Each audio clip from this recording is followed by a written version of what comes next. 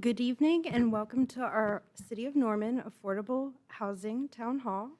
I want to start out by thanking tonight's panelists, Siobhan Evans, a local realtor, Karen Canavan, Norman Housing Authority, Heidi Smith, Cleveland County Continuum of Care, Richard McCown, Affordable Housing Developer, and Daryl Pyle, City of Norman. Also sitting up here with us are Councilmember Stephen Tyler Holman for Ward 7 and Councilmember Brandy Studley for Ward 1. I'm Councilmember Helen Grant and I represent Ward 4. I'm moderating tonight's discussion to keep us on track. We're going to talk about affordable housing, what it means, how to create and incentivize its development, and the kinds of partnerships we need to make to see progress on this front. To that end, I encourage attendees to sign up on our contact sheets and let us know your area of interest. And you can also do that after this meeting. Affordable housing will be an ongoing conversation, and the public will see City Council continue to prioritize this issue. We identified the need during our council retreat this July, but to be clear, this is a continuation from the previous council's priorities as well. This is not a new topic.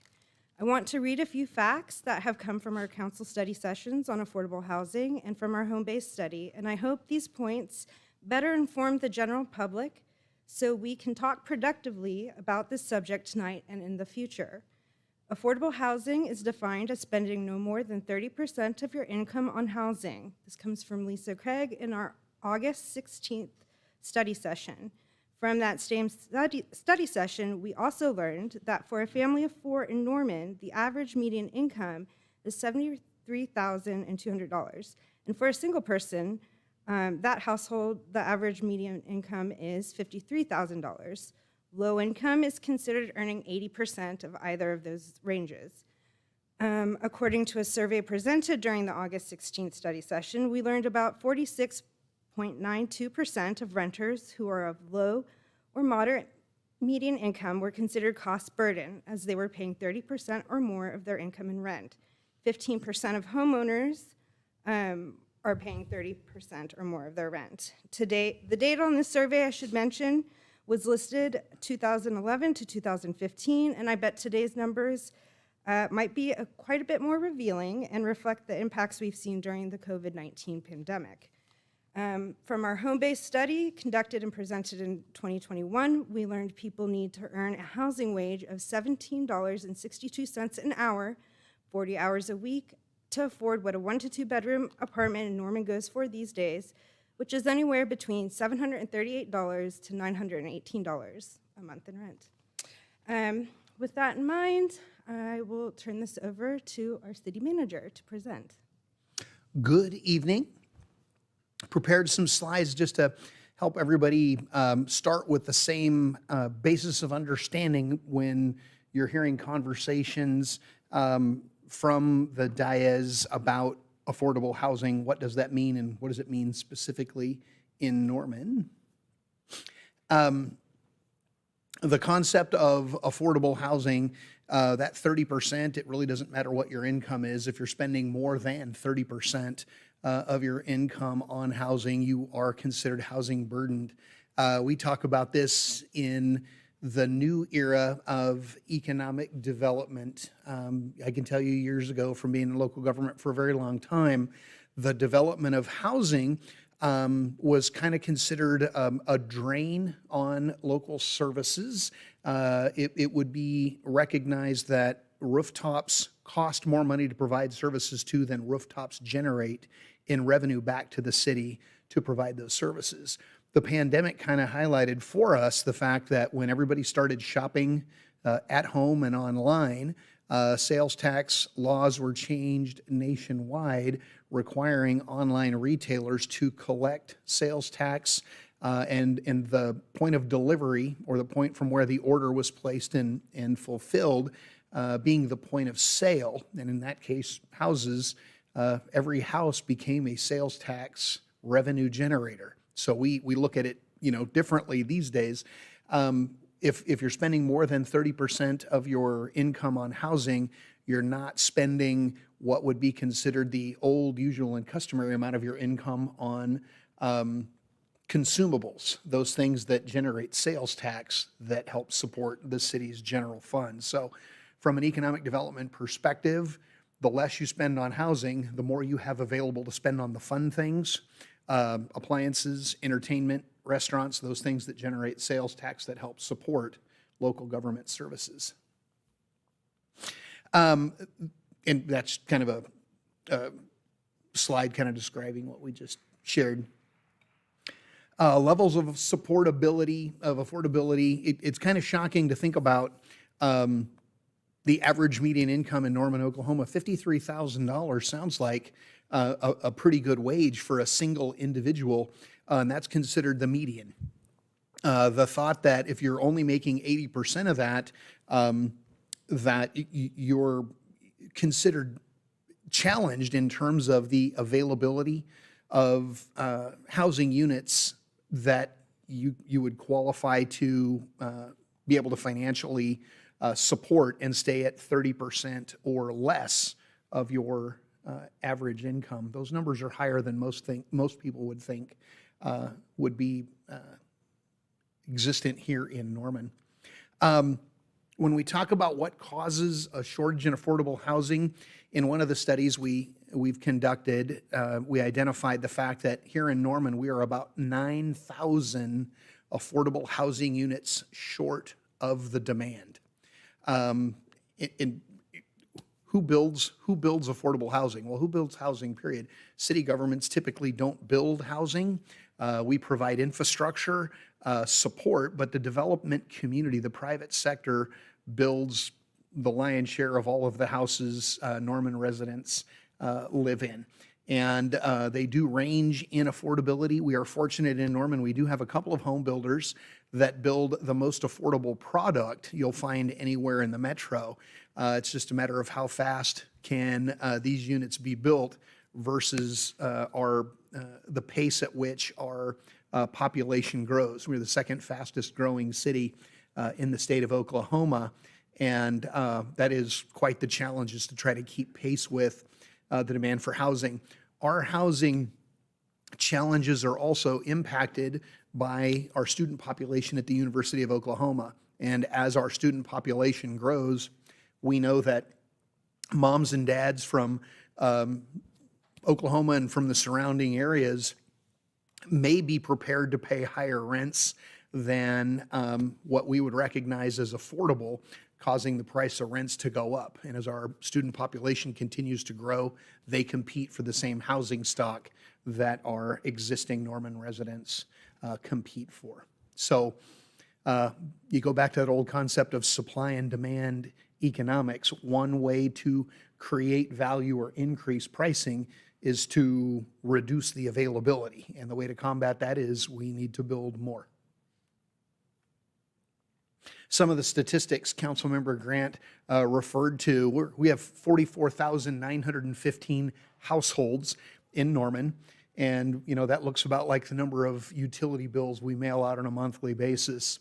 19,215 of which are at or below 80% of that area median income, so would qualify for affordable housing, or would benefit dramatically from the increased availability in affordable housing. 44.2% of those households out of the 44,915 are renter occupied, the balance owner occupied. 15% of those households are of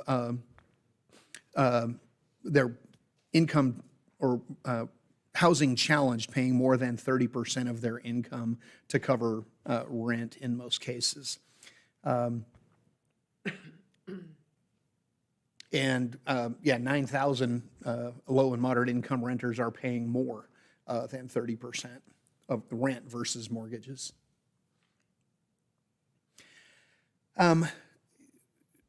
Not everybody needing affordable housing is occupying units that may be government subsidized through federal or state programs. There are market rate housing units available that are not subsidized and still meet that threshold of affordability. We also have units in Norman that are dedicated to affordable housing, and you'll hear from Karen Canavan at the Housing Authority when we get a little deeper into this and kind of highlight where those units are in Norman and what those neighborhoods look like.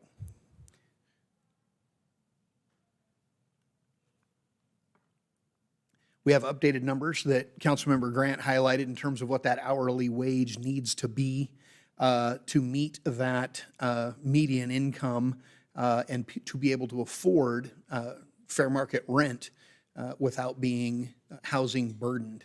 And we know that in Oklahoma, the minimum wage is $7.25, so an individual would have to work the equivalent of 2.3 jobs to be able to earn enough to pay market rate rent and not be considered cost burdened. Of course, at that point now you're sleep deprived, so that may not be just the solution. We'll go out and get a second job. You'd actually need almost a third job to qualify.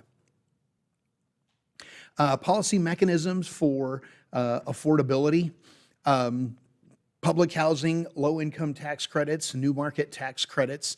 Those are some financing mechanisms that really require the participation of the private sector development community to take full advantage of when it comes to tax credits.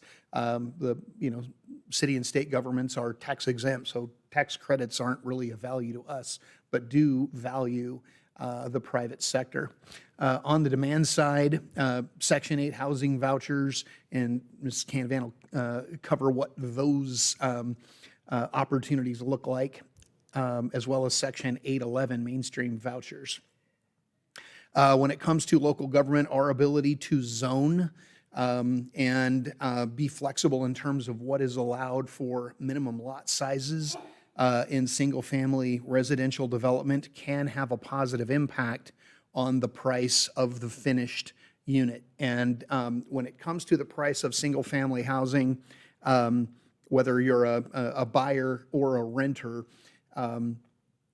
if the price of construction goes up because land prices have gone up, one of the ways to combat that is to provide for smaller lot, higher density development. There's a lot of other good reasons for those smaller lot subdivisions to be considered. There are environmental benefits that come with some smaller lot subdivisions, and maybe even some improved feelings of community when you don't have a bunch of wide open spaces and a lot of fences between the neighbors.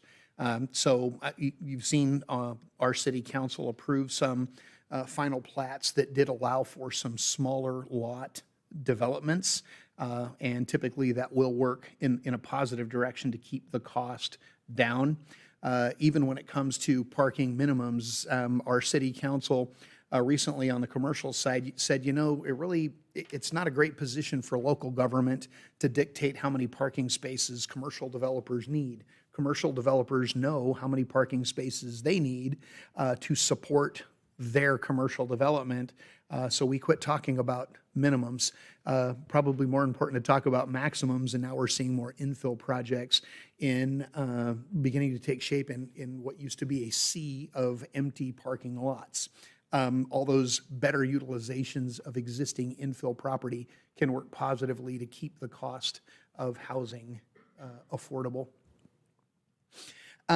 Federal funds and capital investments to help keep the price of housing down. One of the opportunities that our current council has available to them that we've never before seen was the availability of ARPA dollars, federal dollars that were delivered directly to the city of Norman. We were fortunate to receive about $22.4 million in federal ARPA dollars. And they had a relatively wide range of possible uses. Whenever you get money from the federal government, it always comes with strings attached. This particular bucket of funding was not too heavily burdened with rules and regulations, but one of the project types that was deemed favorable was an investment in affordable housing. And council has prioritized $6.8 million of ARPA funding to support affordable housing here in Norman. It's an opportunity to invest more in affordable housing in a relatively short window of time than I think we've seen invested in maybe throughout Norman's history. So really an opportunity to help move the needle. Those dollars can be used in a couple of different ways to help ensure affordability, and we'll be talking about some of those opportunities with our private sector developers up here on the dais tonight. How do these programs work? Well, typically on subsidized housing, it's driven by income eligibility. If you can verify income and it demonstrates you are somewhere between 30% and 80% of the area median income, you may qualify for housing assistance through federal programs. There are categories of housing types, and you may hear in the conversations over the next handful of months. When we talk about affordable housing, we're talking about housing to meet the needs of people who earn between 30 and 80% of area median income. And in those ranges, there are different levels of support available if you're 30 to 50% versus 50 to 80%. If you hear the term workforce housing, what we're talking about is housing geared to meet the needs of people who earn between 80 and 120% of area median income. So when people say affordable housing, you need to, kind of look to clarify. Are we talking workforce, 80 to 120% of area median income? Are we talking affordable 30 to 80% of area median income? There are different opportunities and definitely different housing types to help meet those very specific needs. There's federally supported rental assistance as well as federally assisted mortgage assistance through the Community Development Block Grant Program. Over the years, money has been made available for people between that 30 and 80% of area median income to receive from the federal government a silent second mortgage, which kind of helps you with that down payment assistance, and that helps bring down the cost of the house. And then regular bank financing provides you with a first mortgage in that scenario. Interestingly enough, homes that are purchased with that type of first-time homebuyer assistance usually comes with language recorded against the mortgage so that that home stays available to future income-qualified buyers. So people who may receive first-time homebuyer assistance, when they go to sell the house, they may be required to sell it to somebody who would also qualify for first-time homebuyer assistance. There are housing vouchers that will help pay up to the difference between where your income and your housing costs are, that gap, to make sure you do not pay more than 30% towards your housing burden.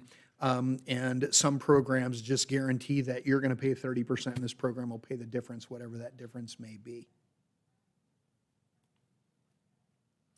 Policies to build more housing units, from new infill to accessory dwelling units. So there's lots of conversations taking place around the city of Norman, and in the housing study by Homebase that Council Member Grant had described, it was actually the first time it had been brought to my attention the concept of what was described as SROs, or single room occupancies. When that conversation came up during the creation of that Homebase report, my question was, well, describe that to me. Well, it's kind of the minimum housing unit. What does a person really need?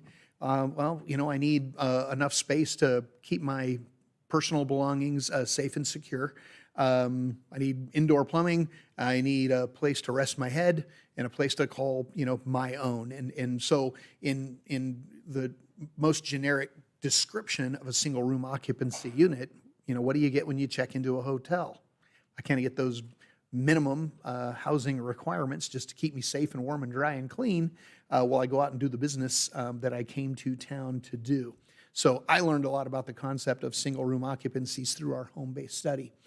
You'll hear conversations about ADUs, or accessory dwelling units, And this is a process that provides multiple benefits in a residential neighborhood, typically zoned single-family residential. You're allowed one housing unit per parcel. In the world of accessory dwelling units, cities allow you to build what was referred to in the olden times as a granny flat in the backyard. And it provides opportunities to help age in place.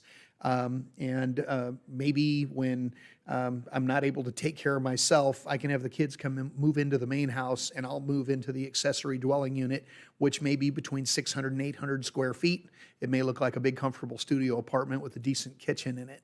But those are now being allowed to be built in people's backyards. We just verify rear yard and side yard setback, and that can provide more affordable housing units in the existing single-family residential neighborhoods.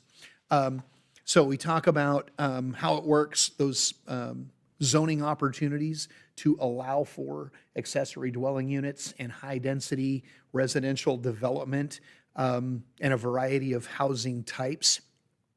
When it comes to affordability, we see, single individuals in need of affordability support, couples, families with one kid and families with 6 kids and everything in between. So the thought of one housing type to try to solve the market is not realistic, and to make sure our zoning ordinances allow for multiple housing types that can meet that affordability threshold are of value to us. Challenges, there are concerns, and we hear them a lot about not in my backyard. We hear that when it comes to the development of market rate multifamily housing. And I've had many conversations with constituents over the last 30 years about, I bought my single family home, and across the street, they're going to develop a multifamily housing project, and I have concerns. And when you kind of drill down into the conversation, the folks you're talking to who now live in the single family house, when they first got out of school and they first got married, where did they live?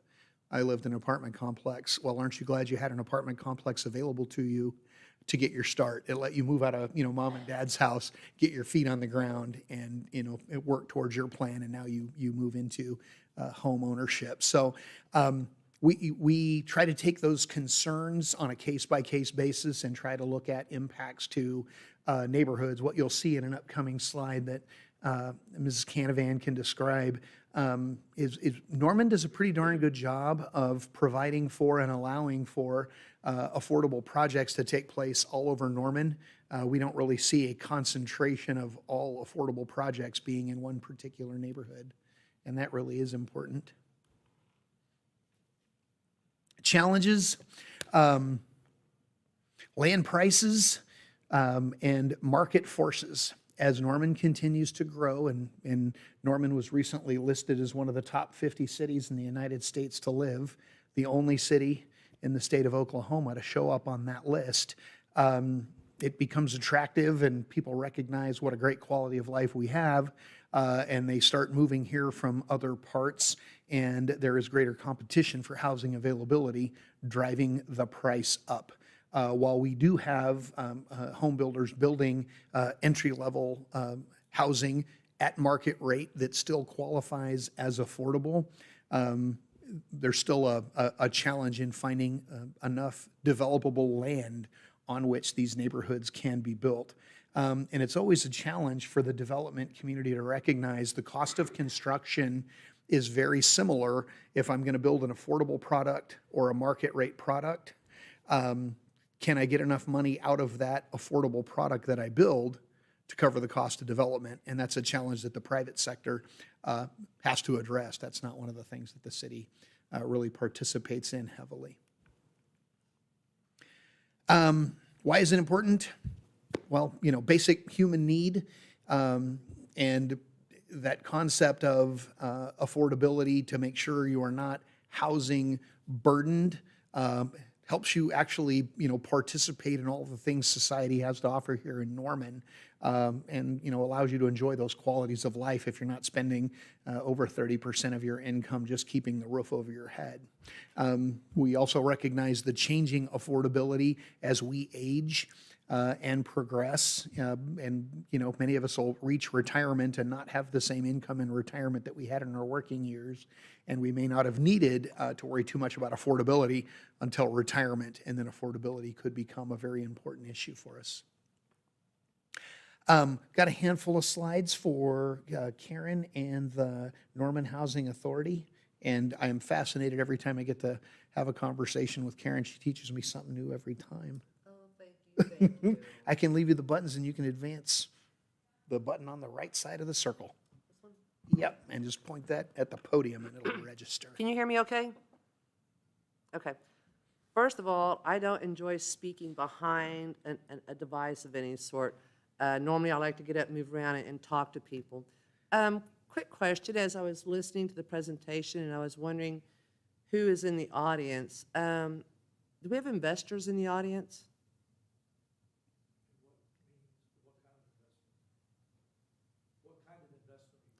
Real estate? Okay, easier. Landlords. There we go. That's a big number. Okay. And I was just wondering about that because we have quite a few landlords who call and ask us questions about how to participate on the Section 8 Rental Assistance Program and things of that sort. But I'm going to back up a little bit and try to get back on track. Again, my name is Karen Canavan. I'm the Executive Director with the Norman Housing Authority. Little information about me. I've been with the Norman Housing Authority about 30 years. I started with Norman Housing Authority, and the Omaha Housing Authority recruited me to go to work for them. I went to Omaha. From there, I went to Atlanta, Georgia Housing Authority, Orlando, Florida Housing Authority, Tulsa Housing Authority, and I really got to sample the different communities within those cities. I have to tell you, Norman is spectacular. A lot of cities cannot stand their housing authorities. I know. And the funnier part is the cities actually have to sign a charter agreeing to let the housing authority operate within the community. But a lot of cities do not like their housing authorities, and the housing authority don't partner well with the city. We have a fabulous relationship here.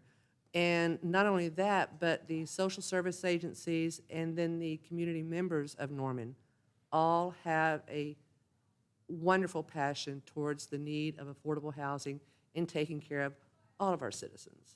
So I'm thrilled to death to be in Norman. Obviously, 30 years, I'm happy. And thank you all for coming and listening to this. First of all, Norman Housing Authority, we have a couple of programs. We have public housing, which is owned and operated by the Norman Housing Authority. I have 173 units of that. You might be familiar with Rose Rock Villa, located at 700 North Berry Road, 3-story red and white brick building. A lot of people think it's a nursing home. It's not. It is 100% independent living for low-income seniors, elderly, and handicapped. Beautiful place. I really pay close attention to that one because that may be where I go one day. We also have what we call our scattered sites, and that's more of our family housing units. They're duplexes located throughout Norman. We really don't believe in putting 300 public housing units in a spot, like some of your larger communities did many, many years ago. Back in the 80s, that's when we built our first public housing in Norman. So we kept the sites small. Most of them are 10 or 12 units. Other than Rose Rock for the elderly, handicapped, and disabled, we have another site at the corner of 36th and Rock Creek Road. You know where that little neighborhood Walmart is? Right behind that. Those are public housing. Many people don't even know that. It's a wonderful little community. It's a great location, and it's well maintained, and the residents are spectacular. So I just wanted to brag a little bit about that. Also, we have the Section 8 Rental Assistance Program, Housing Choice Voucher Program. A gazillion years it was called the Certificate Program. And you probably don't want to hear all that history. But anyways, so right now we have approximately 12 1,203 Section 8 housing choice vouchers. Those are, and I'm going to tell you about some of the vouchers, but the voucher program is basically where a client comes to us, we determine that they're eligible for receiving assistance from us, and we give them a piece of paper, and we call them a voucher holder.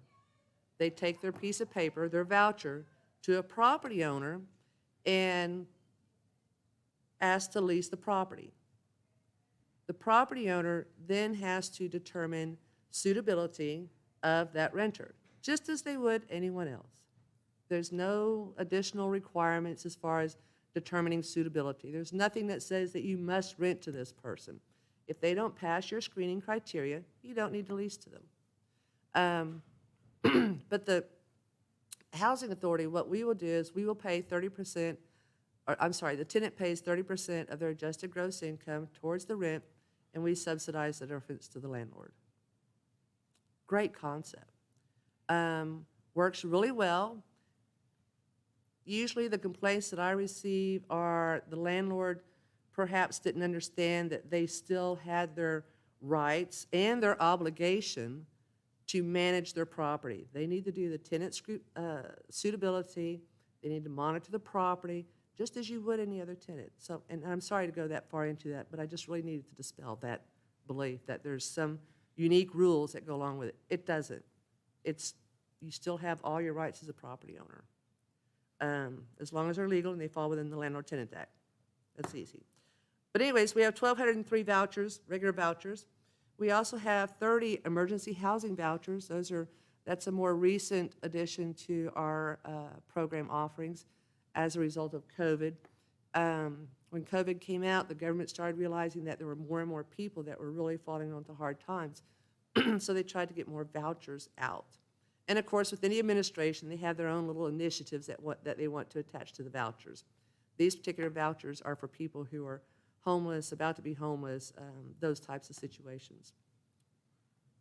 Also, a couple years ago, we received additional 153 mainstream vouchers. These are fabulous vouchers as well, but they target individuals who have a family member who has a disability. It doesn't have to be head of household or anything like that, but this particular initiative was targeting households who had a person with a disability. So those vouchers are going to those individuals. Again, they all have to be low income. These are all low-income housing programs. But, you know, the different administrations like to attach different initiatives to some of those vouchers. The other thing that many people don't seem to understand about the Section 8 rental assistance program is, as Darrell was talking about earlier, when you bring dollars into the Norman community, it gets recycled several times over, and sales tax are paid several times over, and income is generated back to the Norman community over and over. That Section 8 rental assistance program brings in approximately $7 million a year in federal dollars to the city of Norman in subsidies to property owners in Norman. It's a large amount. It's fabulous. So that's our Section 8 rental assistance program, kind of canned. The other thing that the Norman Housing Authority did some time ago, and I'm sorry, I forgot I should be going through the slides. Sorry, again, I usually like to just kind of move with the crowd. The Norman Housing Authority, about 18 years ago, we decided that we really needed to service another need in the community. The federal government came out with vouchers, they came out with public housing, they came out with all sorts of different programs. If you ever look at the umbrella of the U.S. Department of Housing and Urban Development, massive. They have all of these different tentacles for all of these different programs, and none of them operate the same, except they usually target low-income, affordable housing. But they'll have different initiatives. So anyways, about 18 years ago, we recognized that, you know, we've got programs for those people who are eligible for Section 8, they're eligible for public housing, but then you have this other population that is now being more commonly referred to as the workforce, They make just a few dollars too much to qualify for Section 8 or public housing, but they're still not able to fully afford their rent. They're constantly living on the brink of eviction and being homeless. Families, elderly people. Don't have the solution for that other than we decided that we need to try to target that group. So we created a nonprofit called the Norman Affordable Housing Corporation. Shortly thereafter, the city of Norman received a piece of land that was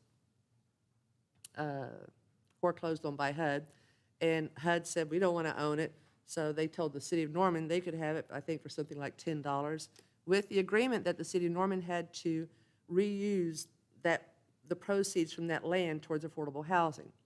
Well, the city of Norman said, you know what, we're a bricks and mortar, we are bricks and mortar with our community. These are our community functions as the city of Norman. We don't really manage or rent or that type of program for affordable housing like that. But they are an instrument to create more affordable housing. So the city of Norman partnered with the Norman Affordable Housing Corporation and Habitat for Humanity. The land was sold, some of the proceeds were given to the Affordable Housing Corporation, and some was given to Habitat. And with that money, we started buying properties. When you buy property and you want to rent to people, what's one of the first things you have to make sure of? You have to service your debt. You have to take care of your operations. If you don't have debt and you buy a house, how far down do you think you can drop the rent? Affordable. That is such a no-brainer concept, and it has worked fabulously. So we started off with a few dollars from there, and we bought some properties, and today we're up to almost 40 units. It's a slow process, but what we do is we buy a house in a neighborhood that I've always used my own personal test of, will I walk my dog after 9 o'clock at night in that neighborhood? Will I let my child ride a bicycle through that neighborhood? That's very important. So we buy the house, and I drop the rents drastically to an affordable rate. And that's how I'm creating affordable housing.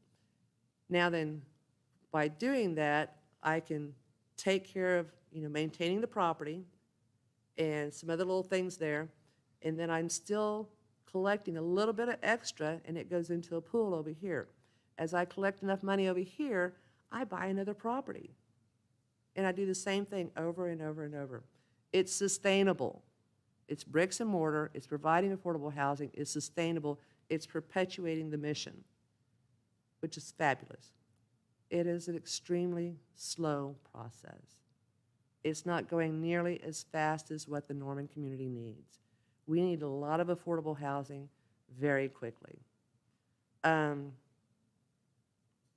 don't want to get too far into it, but I will say that I am delighted to be, again, in the Norman community because the city is really trying to find ways to help create more affordable housing by leveraging the money that funds that they have coming in and maybe mingling it with some other opportunities to really kick off some nice size, larger quantity affordable housing in the community.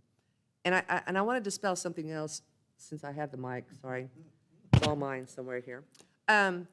Whenever we're talking about affordable housing, I've had a number of people call me recently and say, hey, you're going to put a housing for homeless people over in this property. And it's like, no, it's affordable housing. Affordable housing houses people who have jobs, and they house homeless people too. Because sometimes that homeless person now has a job and they can afford to rent a unit, but it's affordable. It concerns me whenever we attach the stigma of this person is or was homeless and we keep calling them homeless. When someone's housed, they're not homeless. And we're not talking about housing just for homeless people. We are talking about affordable housing, and it is for a broad category of individuals. I cannot tell you how delighted I am to be a part of the Norman Housing Authority and also the Affordable Housing Corporation. Number one, because the Norman Housing Authority is so well supported within the community by the city. Our property owners, we have lots of fabulous property owners who work with us. But the Affordable Housing Corporation, I'm really having a wonderful time with that because there are so many spectacular opportunities in the horizon for us to do something with affordable housing. So, just turn that off. Sorry, I didn't go through the slide through. Promise you it was boring. Got it.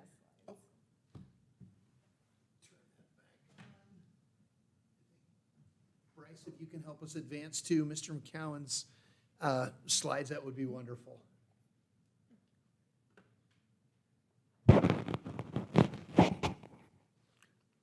Are we, Or do we just need to power through our existing slides and get to Richard's?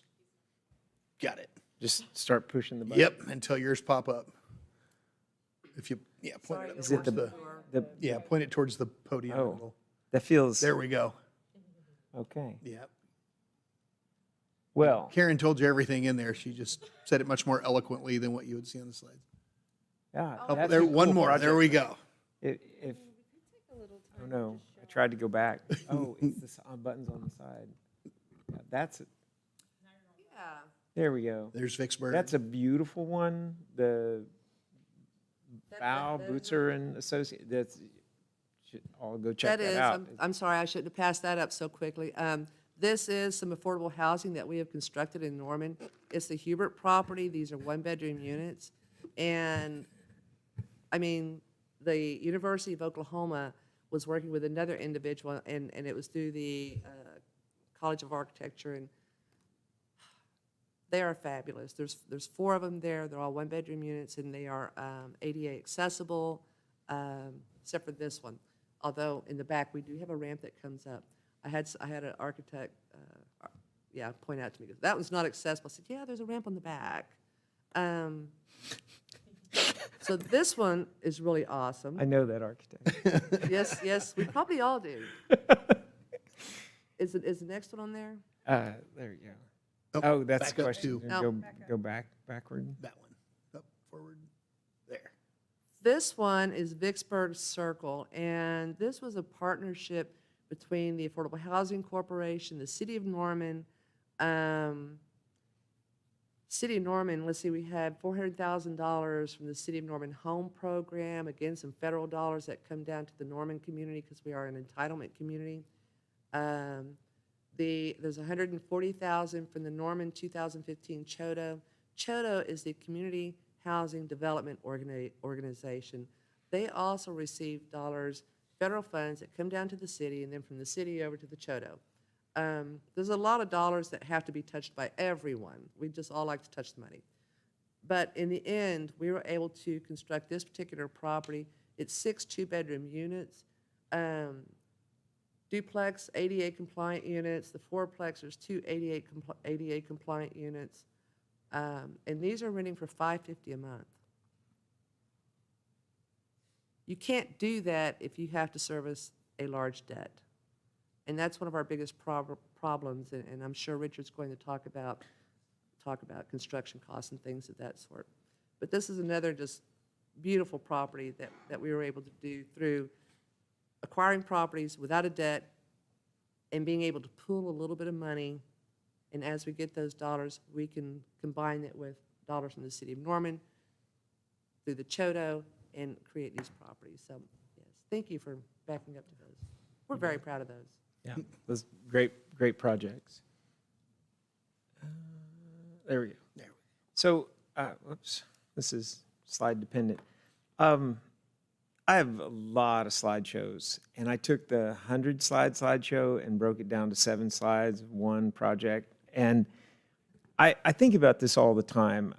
Affordable housing means something different depending on who you're talking to. And I've been learning a lot about affordable over in the subsidized version of affordable. It's not something that I work in. I've never done a tax credit project yet. And I'm really interested in it because the need is overwhelming. The need is absolutely tremendous.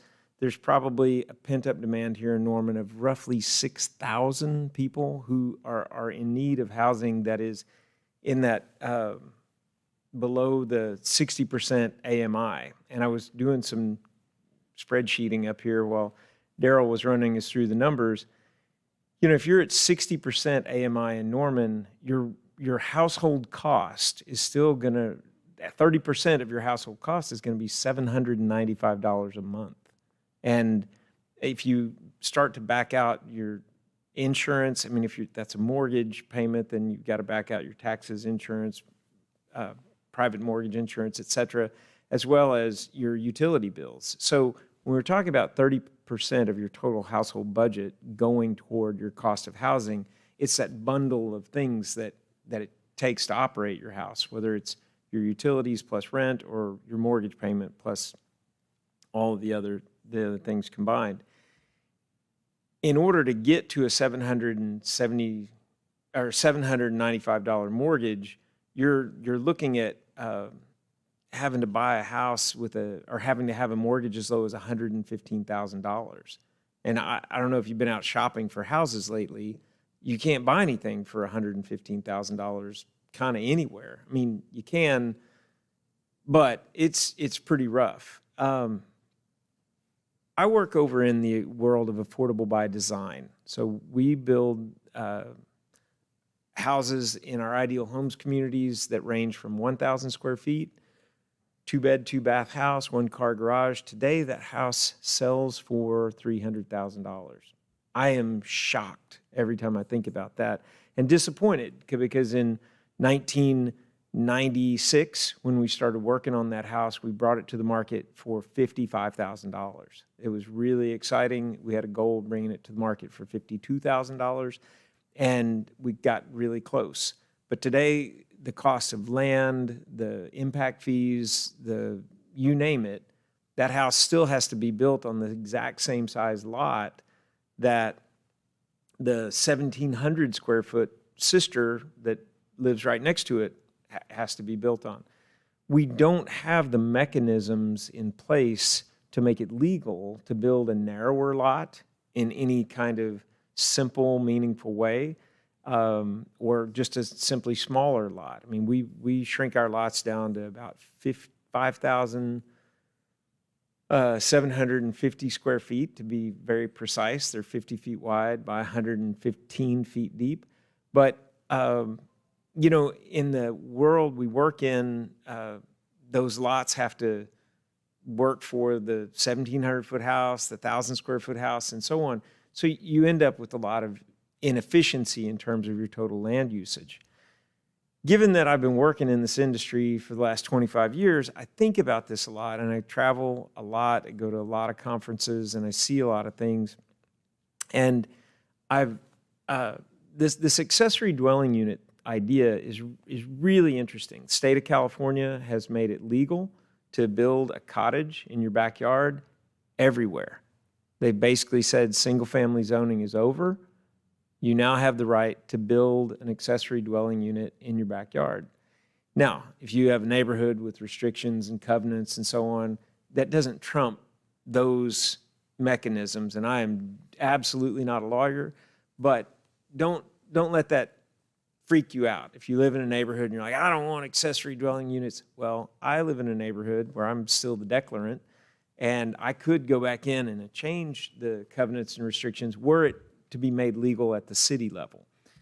And it would be something I would do in a heartbeat, because if I could have an accessory dwelling unit in my backyard over in Northwest Norman, I could have a college kid living there, and then I could leave town, and I wouldn't worry about my 2 big dogs and the 300 plants in my house, because my wife took up a cool new habit or hobby during COVID. Went from no plants to a lot. And I'd have a college kid that would be just become part of my family, right? It would be amazing. So I've been thinking about this for a long time, and I've got up on the screen a house that's really dear to me. One of my best friends who passed away this year at age 80, this is her house. And her house had a beautiful, big, 25-foot deep front yard, and it had a gorgeous backyard. Backyard was filled with life and squirrels and all kinds of diverse plants and butterflies. Her backyard was an oasis. The front yard is the single largest source of pollution in America. The yard grass, is the largest irrigated crop in the country. Yard grass is 4 times larger than the corn crop.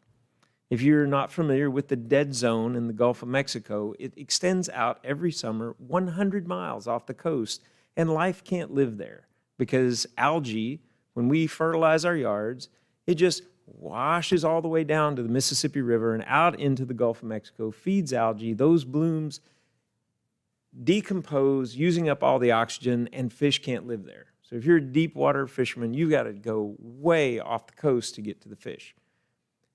It's not the farmers.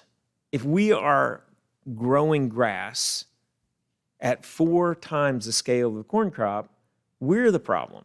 We're totally unregulated, and farmers don't put excess fertilizer on their crops because that's not the economical thing to do. They put just the right amount. So what should we do? What could we do? The front yard is a mess. All right, so back to Sue's house. Oh, how do I advance this? All right. So Sue's house, if I get my slide to advance, is about a 2,000 square foot house. Again, beautiful, one of the prettiest live oak trees in all of Norman is in her front yard. And it's got a big 2-car garage, and it sits on this really big lot.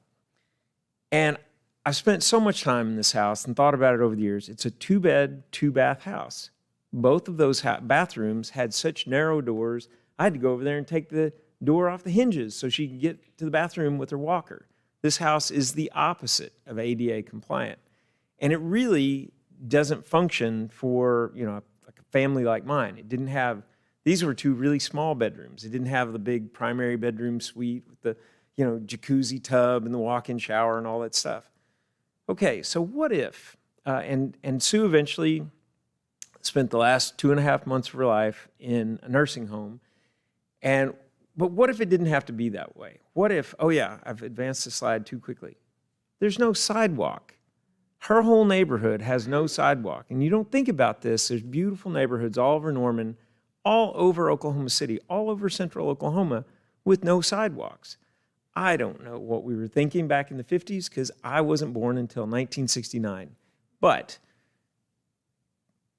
must have thought we were going to get in our car and drive everywhere, like down the street to see our neighbor 5 doors down. You don't have any choice if you're pushing a baby stroller or if you're just going for a walk. God forbid you're in a wheelchair. These neighborhoods, it's ridiculous. You don't have any sidewalks. Okay, so what if we said we're going to make it legal, just through a rule change, through an overlay zoning, we're going to make it legal to build into the forward part of the yard. And in exchange, we want you to put in the sidewalk. Oh yeah, another thing these neighborhoods are missing. They have 0 detention. Most of Old Norman that drains into Imhoff Creek, Merkle Creek, Bishop's Creek, Normandy Creek, where all of the problems are with our stormwater, they don't have any detention. The neighborhoods that have been built since 1985, there's been requirements for flood control measures. So while we're at it, we're going to redevelop this house. We're going to put in a rain garden, and that's going to cause infiltration, and it's going to hold back the flood event.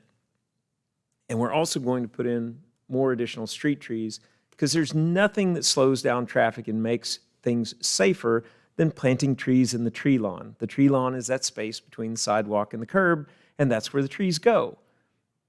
Doesn't matter if there's a water line there, that's where the trees go. People will drive slower if the trees come out to the street. And in our visual preference surveys, for as long as we've been doing that kind of thing in Norman, people say they love tree-lined streets. I defy any of you to show me a street that's prettier without trees lining it. All right, so now we have all this new infrastructure in place. It's going to reduce flooding, improve water quality. Now we get to build out into the forward part of the yard.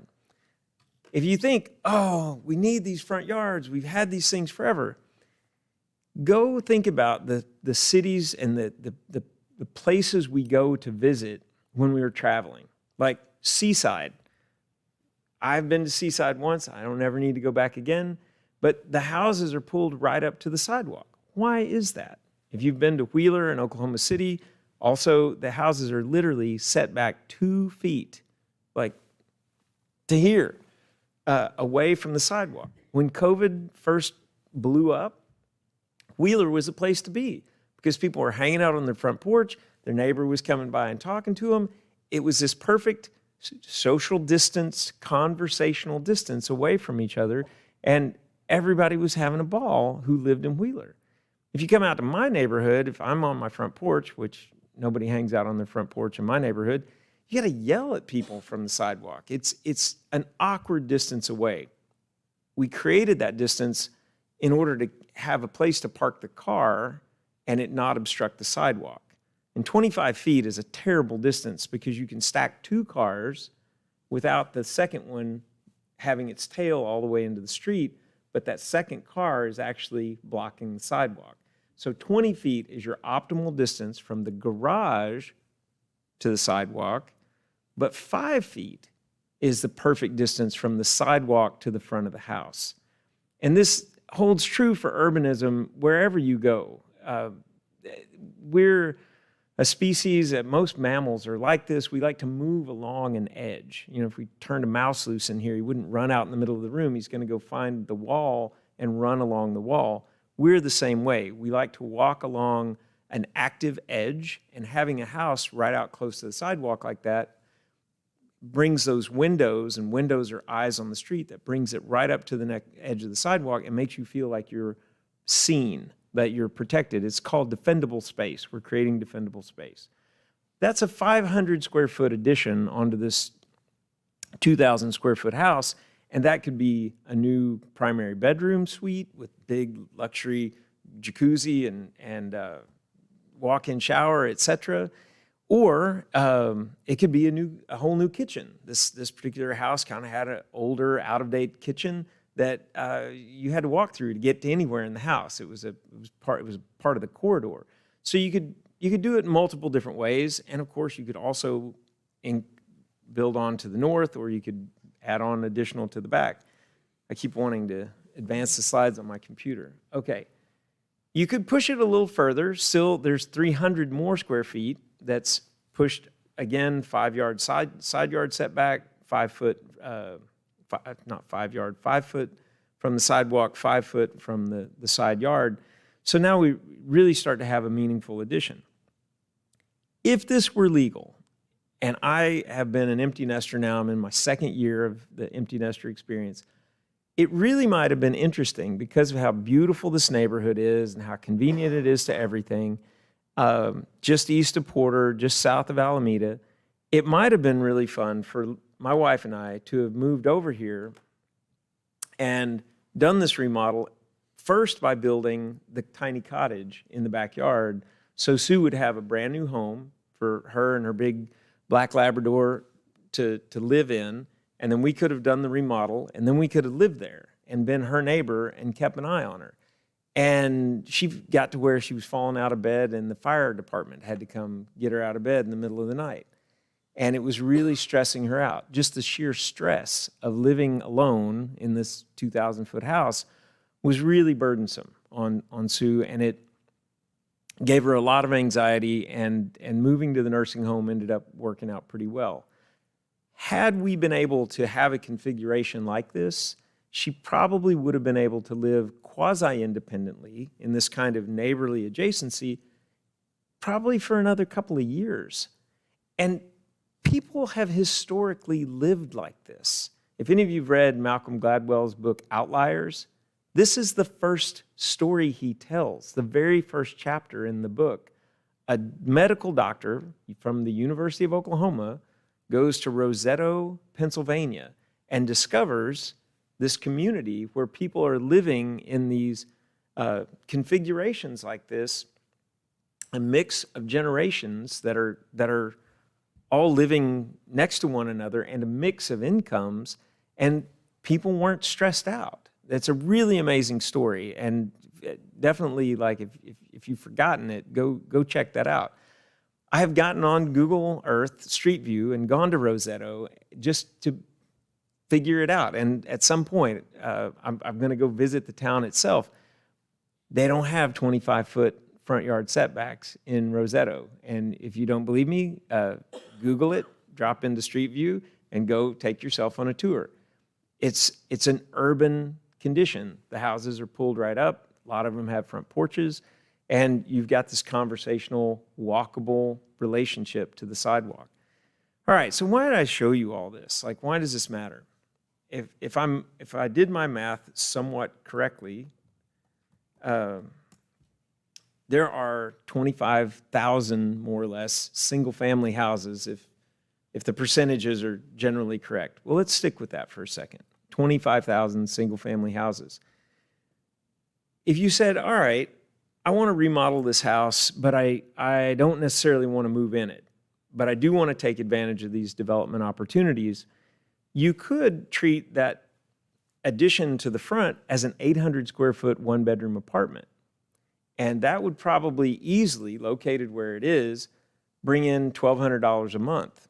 That cottage in the back, which is only 280 square feet, I'm pretty sure you could get $500 a month for it. And I built a lot of these. We built the tiny homes for food and shelter, and then Pivot, an organization that takes care, it's Pivot, a turning point for youth. We built a tiny home village. We're 26 houses into an 85-unit neighborhood up there where we're housing kids that age out of foster care. Think about that for a minute. What do you do when you're 18 and you've been in foster care and all of a sudden you can't live in communal housing? You're out on your own. Who would even rent to you as an 18-year-old? It's mind-blowing. The need is overwhelming. And again, about 6,000 kids in Oklahoma City public schools are housing unstable, and the things that this kind of thing could do. But in this location, if you're just looking at it as pure market rate, what it would rent for, and you're looking at it as a development opportunity, that little cottage would probably rent for about $500 a month. And then if you wanted to live in it yourself and make a payment for the 2,000 square foot part of the house, we'll call that another $1,500 mortgage contribution. So add it all together, that's about $3,200 a month toward a mortgage. That will, at a 7% interest rate on a 30-year mortgage, and you can do this as long as you're below 4 units, you can, especially if you live in it, you can go get a 30-year FHA fixed-rate mortgage and do this kind of addition, were it legal to do it from a zoning standpoint. So this house sold for, I believe it was $140,000, and with a $480,000 potential loan amount that we could service with this $3,200 a month, that leaves us $75,000 to spend on the ADU, and I think we could easily build it for around $75,000. And then that leaves you $265,000 left over to build the 800 square foot apartment and then do some remodel. Now, if you went to a bank and you said, hey, I just bought this house on the street for $140,000, I'd like to borrow $50,000 to remodel this house, your lender is going to look at you and go, you know, let's get an appraisal done. The house next door sold for $145,000 and the house up the street sold for $150,000. I'll make you a $10,000 loan because that's all the house will appraise for. So just even being able to get new capital, new investment capital to come back into our older neighborhoods, again, that don't have sidewalks, this would break open a whole new opportunity to be able to borrow, not based on the like-kind comparison appraisal value, but now we're able to look at it based on the income production appraisal value. So when we talk about affordable housing, there's so many things that we could do. Like, you start asking yourself, how do we get here? How do we get to the affordable housing crisis that we're living in today? Well, we made all this kind of thing illegal. If you look back before the Second World War, almost 40% of all homes in America had boarders living in them. And I've got 2 empty bedrooms upstairs right now. I've joked with my kids for years, I'm going to Airbnb those out. But, they're like, Dad, please, come on. We like to come home and we don't want strangers in the house. You could totally separate this out to where there isn't any invasion of privacy. It's like going back to how things worked when we allowed boarders to live in our homes. Another point I want to make is I'm a real estate developer. I'm 53 years old. I'm second generation doing this. Everyone I know who's my age who does this is second generation. I don't know anybody who's been able to break into this industry in the last 20 years. It is so hard to go be able to gather up the capital and the experience to be able to go borrow the kinds of money that that's needed to go do new greenfield development. It's almost impossible if you're not standing on the shoulders of your dad like I am.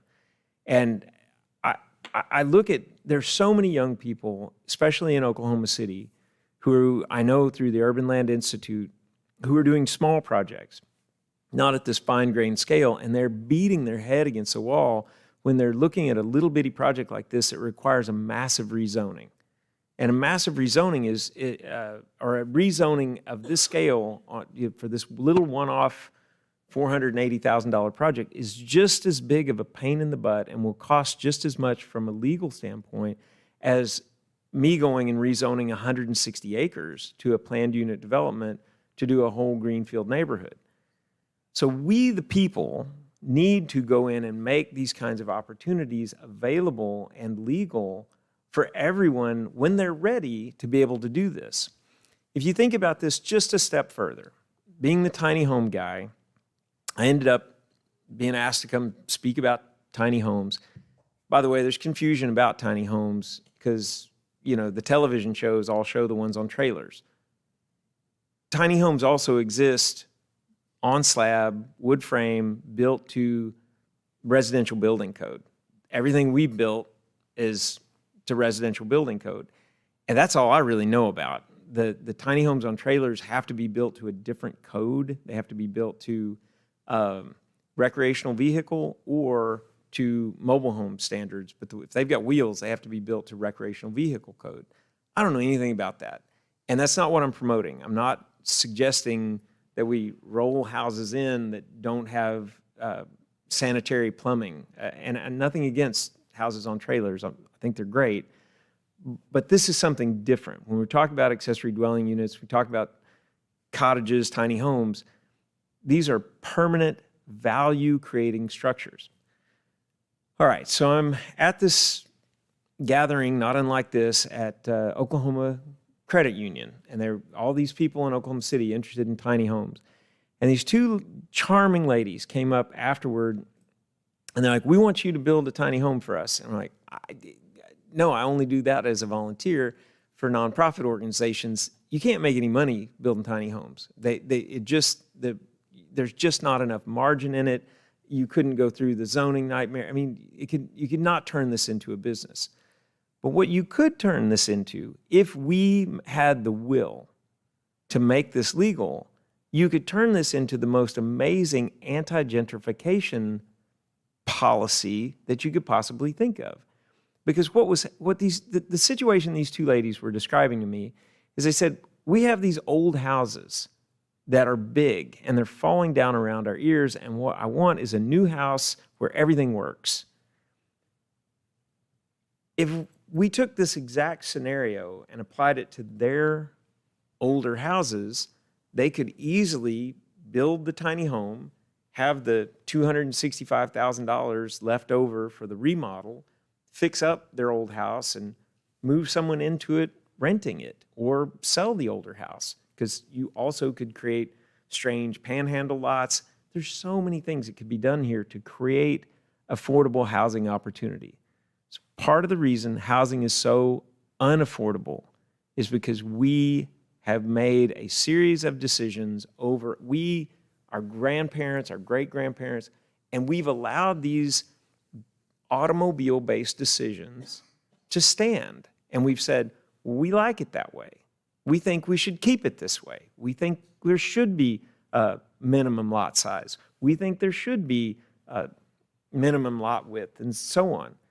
As long as we're going to continue to hold on to these inherited, antiquated rules, we're going to continue to have extreme separation of incomes. We're going to never be able to get to this kind of integrated community where you've got a true diversity of housing sizes and housing incomes that are all living, working, and playing together.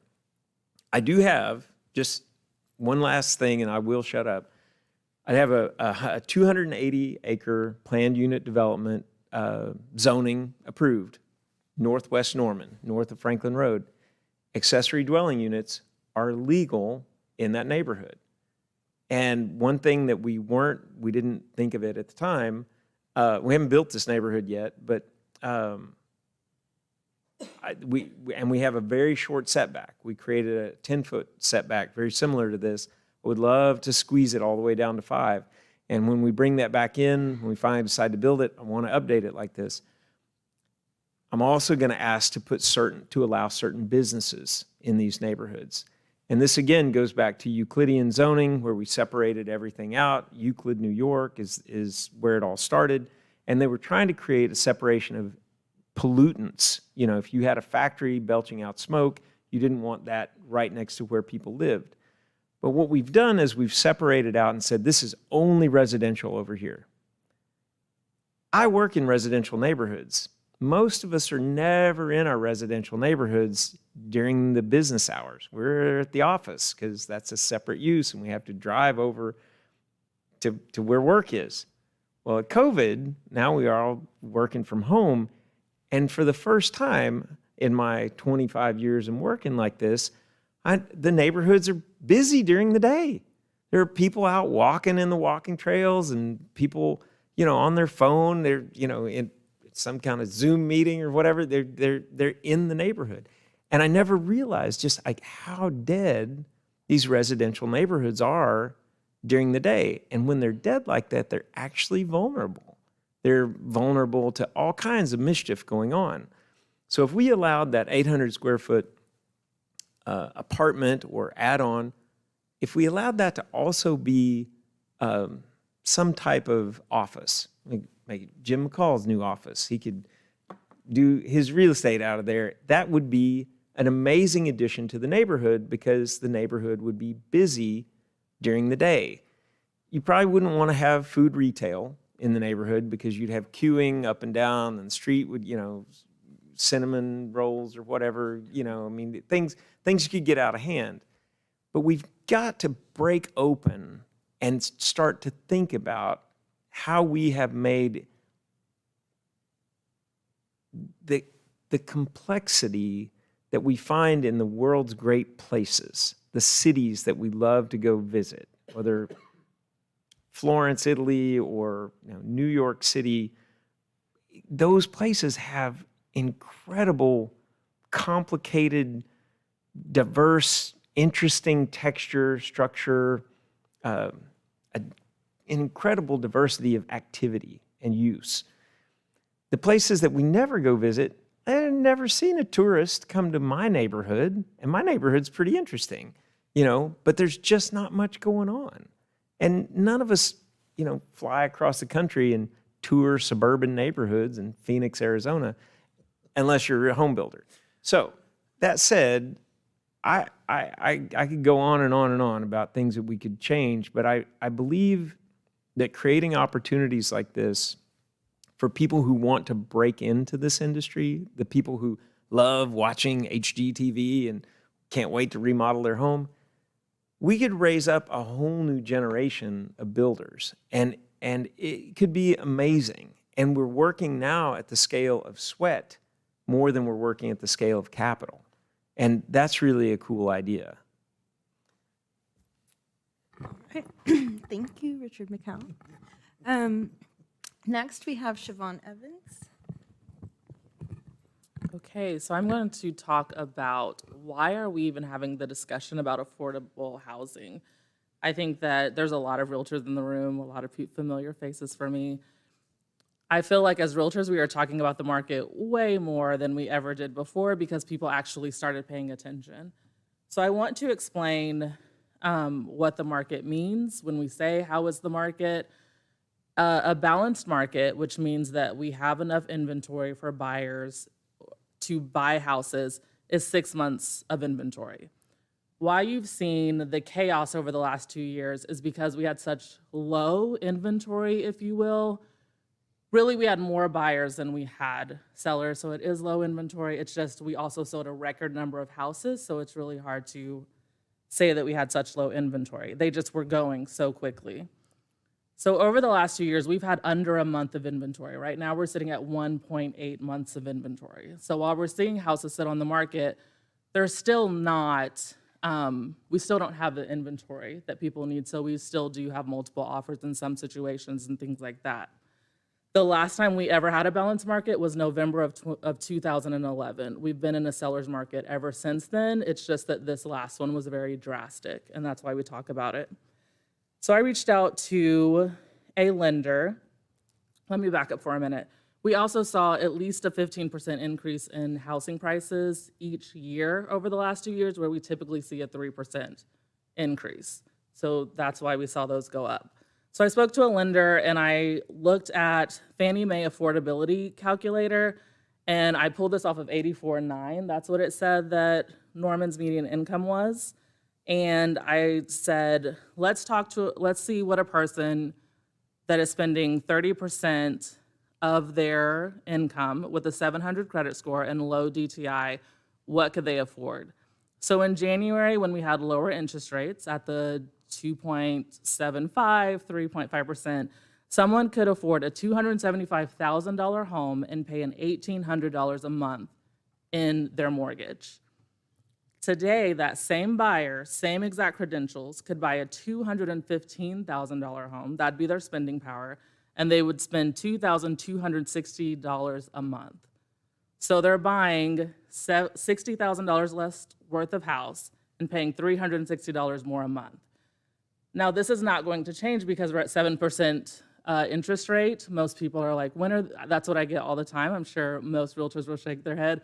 When is the market gonna crash? When are the interest rates going to go back down? Well, we're in the historical average. We'll probably see them stay around 7%. So that is just what is going to be happening from here on out.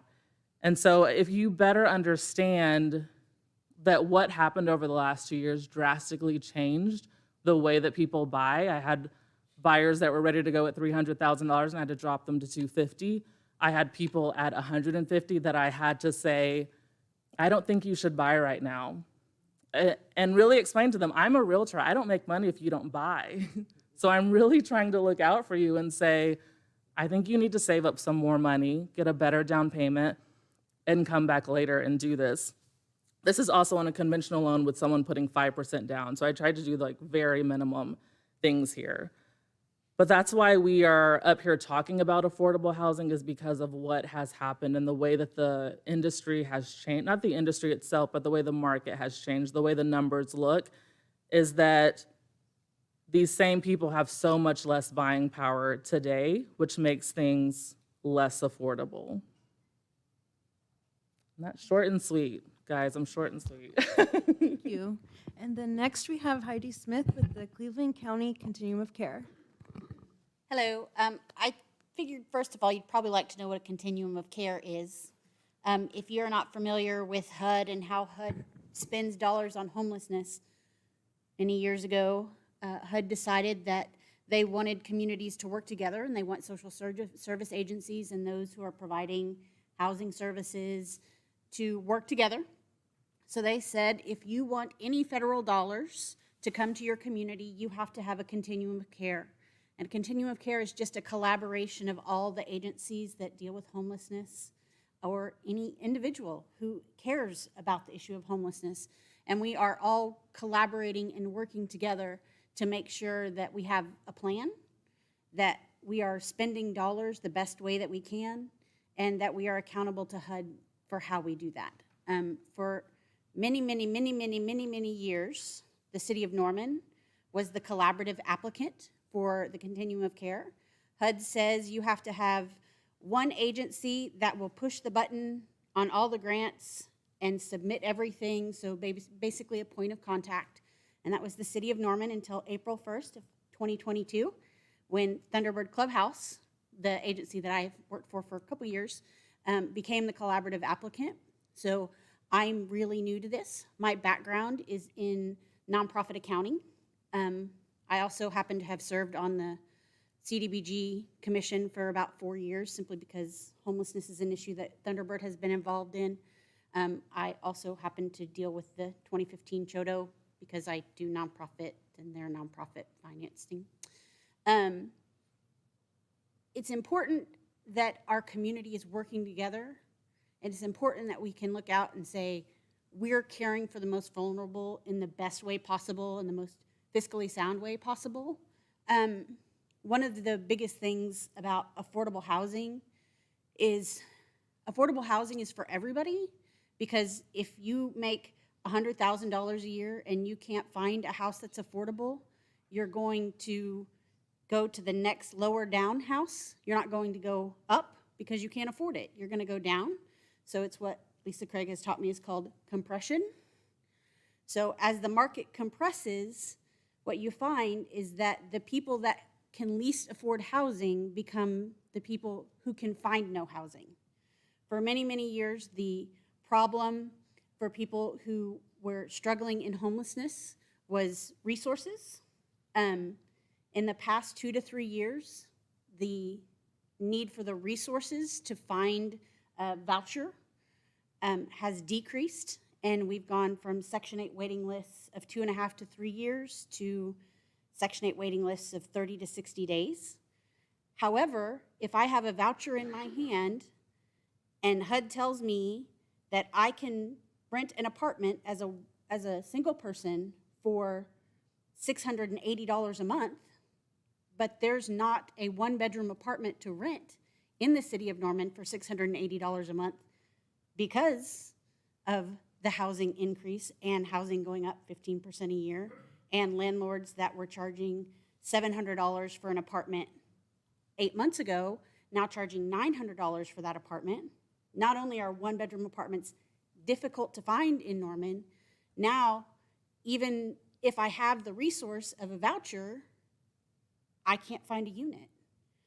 Karen talked about the emergency housing vouchers. We have 26 of them that people have qualified for, and I think that number the last time I looked was 14 of those people who have an emergency housing voucher can't find a unit. So that's where affordable housing and homelessness meet. I am fascinated by what he was saying about the granny flats, because I'm like, in my world, it's like, don't rent that to a college student. There is a person who is struggling for housing that would love to live in that kind of unit. And he mentioned Malcolm Gladwell, who is one of my favorite writers of all time. And Malcolm Gladwell in 2006 wrote an article called $1 Million Murray. And it was, I believe, in Denver. And Murray was a person who is what, when you picture homelessness, unless you're involved in homelessness, most people picture a probably drunk guy on a street somewhere, on a sidewalk, in hobo clothes, laying, sleeping. That's who $1 Million Murray was in the city of Denver. They did a study, and I can't remember if it was over 3 years or 5 years. Murray cost the city of Denver $1 million in services between interactions with law enforcement and trips to the ER and other community resources. $1 million. If they had taken a tenth of that, $100,000, and put it towards community services for homelessness, then they would have solved their problem. So I like to tell people, I love people who want to end homelessness because they think that housing is a human right. I get that. But if that's not where you're coming from, and if you're wondering why economically you should care, is because you're going to pay for homelessness one way or another. You're either going to pay in medical costs or police involvement or cities having to clean up encampments, which can cost hundreds of thousands of dollars. So that's where affordable housing and homelessness intersect. All right, thank you. Okay, I'm gonna just kick off the questions part, and then we can open it up organically to those who have questions about what we talked about. But one of the questions I'm gonna read off came in advance, and it's from Russell Kaplan. And it was kind of already addressed, so this should be a real easy one. What programs do the City of Norman and Cleveland County have in place to provide financial incentive to developers and builders for affordable housing? Well, on the incentive side, there haven't been a lot in years past. There is an opportunity with current ARPA funding to work with the development community to achieve affordability. And as Mr. McCowan described, we can improve that environment with changes to our zoning and our development standards. And this is a delicate balance, and I'm glad the picture that Richard put up on the screen talks about drainage from this site. We recognize if we're putting more rooftop on this site, we are covering what would be land that would absorb rainwater, and we're making a pervious surface impervious, which will increase runoff. And Richard has accounted for that. When we talk about smaller lot subdivision development, we need to recognize, well, with that, we're going to have to address, we just have to be conscious of it.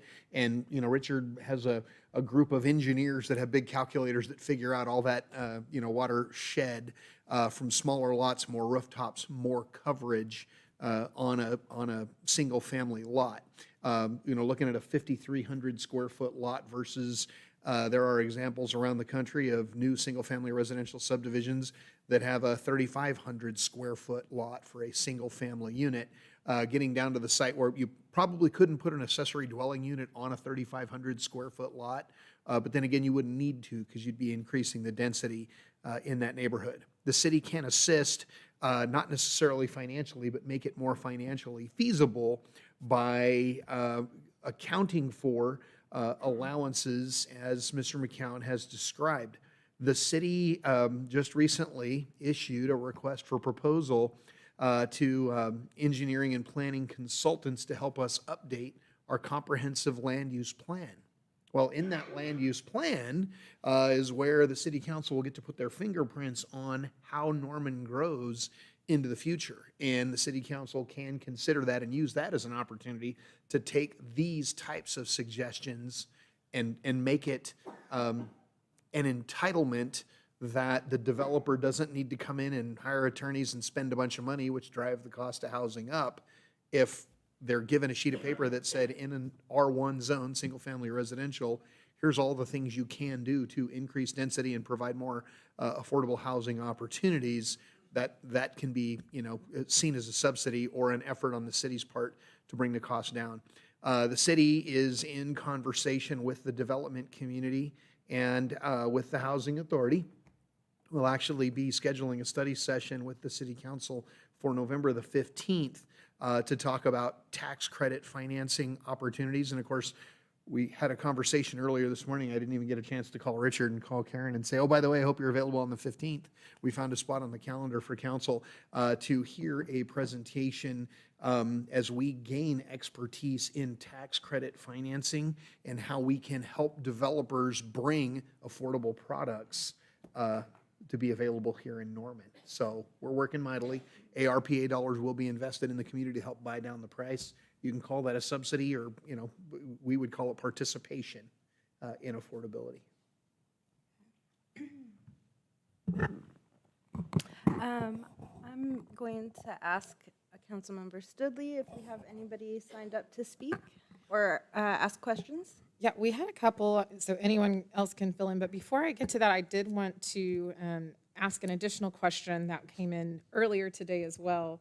I don't remember who asked this. This was at the Coffee with Council Chamber event this morning, but it fell in line with that. How is the city going to subsidize, or can the city subsidize financing? But the second part of that question was, if there is subsidizing, how can we help to ensure, or how can the city ensure that it's actually people from our community that are getting the help with the subsidizing versus outsiders coming in to buy up the property? On the real property acquisition side, that it is a challenge, and our real estate agents and brokers would recognize when a local property owner puts that for sale sign up on the front yard, they're taking offers from all comers, and it is that, you know, real property sellers desire obviously to get the most money they can. They're only going to get one opportunity to sell that house, and hopefully they time the market just right. When it comes to affordability, there are affordable projects being built in the city of Moore. There are affordable projects being built in Oklahoma City. As Norman works consciously to expand affordable opportunities in Norman, we don't recognize that as, you know, sending up a signal that, hey, everybody looking for affordable housing, come here. We're watching similar activities happen in our neighboring agencies. I was in a neighborhood in Oklahoma City on Sunday. It was the site of a high school that was in full operation in its heyday back in the 20s. And it's got a magnificent multifamily housing development all the way around it. And they have market rate housing and affordable housing units in the same development. And you can't tell which one's which by looking at it. And they were about 80% occupied, and they are building more. So I don't know how much energy we would actually have to put into trying to make sure those housing opportunities are made available to Norman residents, because our neighboring agencies are doing the same thing to make affordable housing available to their constituents too. The next person that had signed up, if you still want to speak, Randy Woods. Yeah, I'll make just a quick comment on your question. You can come up to the podium because we're streaming and people can't hear you. Not really a question, but a kind of a comment or follow-up on yours, and I don't know how this will play into all this, but another dynamic that we need to look at or address in talking about the market and stuff is just what you were talking about. You know, I've been a property manager, some of my owned properties, plus I managed for other people for over 30 years. REITs, real estate investment trust, used to be a nasty word. You just didn't do them. Now they're coming back. You're getting a lot of large national companies buying up large amounts of property for rental properties. I don't know stats in Norman, how that's affected the market, but I've seen both a written report in a journal that I read, and then also a news report where these companies are saying they're buying up these rental properties. Of course, they started doing it when rates were low. Now that they're 7%, they've kind of backed off. But the dynamic I was wanting to make, how this could affect all this other is, they're doing this because they say in their studies that millennials, that generation coming up in the home buyer, the bulk of the home buyer age, doesn't want to own homes. They want to rent. They don't want the responsibility of mowing yards and fixing the plumbing. They want to travel and pay their rent and have somebody else with that. So rental percentages in Norman and across the country may overtake ownership quite a bit. In my business, I hope it does. Is you know, normal. I don't like that. But anyway, I just thought that might kind of, as we're talking affordable, how we handle that shift from ownership to rentals, because it looks like that is a major player right now in the market. We are fortunate with Mr. McCowan up here with us. I give Richard a hard time, and he recognizes himself as you know, a home builder, and I recognize him as a sociologist who truly studies the home renter, buyer, how they think and how they mature over time and how those needs change over time. And I'll bet you there isn't anybody in Norman who spent more time studying kind of the life cycle of us and how we want to be housed and how that changes over time. I'll make one more thing and then I'll sit down. And the only thing I have, and Richard may know about this, something I've never seen in all my years here, and it may not be this, but I think it's out on East Lindsay. There's an addition, a brand new addition, that there's a sign outside that says rent me. So I don't know if they're building that whole entire addition is rentals. I've never seen an entire addition in Norman built as rentals. When your dad started developing Royal Oaks, he had the first 3 houses we rented for him to get kind of the thing going. So I understand the rental in a neighborhood, but it wasn't the entire neighborhood. So I'll let go of that. Yeah, it should be live. It says it's muted, but who knows? There we go. So anyway, it's really fascinating. It's code, what you're talking about, Randy. It's so hard to get multifamily zoning. In fact, we're doing a project right now in Edmond, Oklahoma. Be the first apartments that have been built in Edmond in over 10 years. Have literally not been any apartments in that town for a decade. And that's one way around that is to go put in a single family neighborhood and just build a whole bunch of 1 and 2 bedroom houses. I'm working on a new Ideal Homes community in Bixby, Oklahoma, and right next door, the guys we're buying the land from, they're like, oh yeah, that's the apartments. I go, well, can you send us the plans for the apartments so we can, tie it together properly and let the people who are renting come walk in our walking trails, because eventually they're going to buy a house and we want them to buy one from us. So they sent the plans, and they're not apartments at all. They're exactly what you just described. They're single family. They're a couple, maybe 20% are attached as duplex, but very cleverly done. They look like they're not attached. And the whole thing is a zoning hack in order to be able to get through very difficult zoning cases. It's cheaper, especially in this part of the country where land isn't exorbitantly expensive, to just say, well, we'll just do a single family housing addition and build it in such a way that it works as a for rent only. HUD issued guidelines about a year ago saying they're not going to do that. One, they won't finance those for new construction. So you can, even in their market rate 221D4 40-year fixed rate construction to permanent lending was having this kind of thing come through, and HUD issued new guidelines that basically said at least half of the buildings now have to have 6 units per building minimum. So that the financing mechanisms that make those kind of things work are very often the 40-year or 35-year refinance mechanism at a low fixed rate mortgage.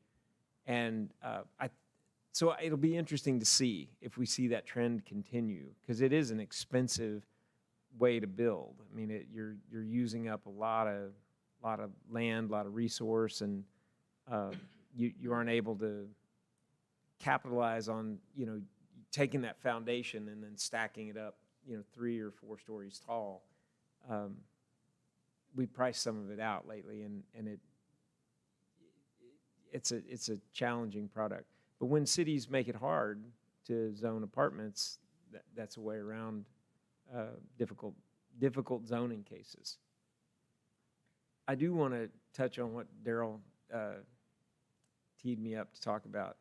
We operate 325 apartments in downtown Oklahoma City, and the #1 forwarding address that we get happens to be one of our neighborhoods, and it's 2 different partnership groups. So the stuff I've done downtown has no interest in the Ideal Homes neighborhood where people are buying and moving So we don't promote that at all. We absolutely don't promote that, and it's that none of the residents in our apartments know that there's a relationship.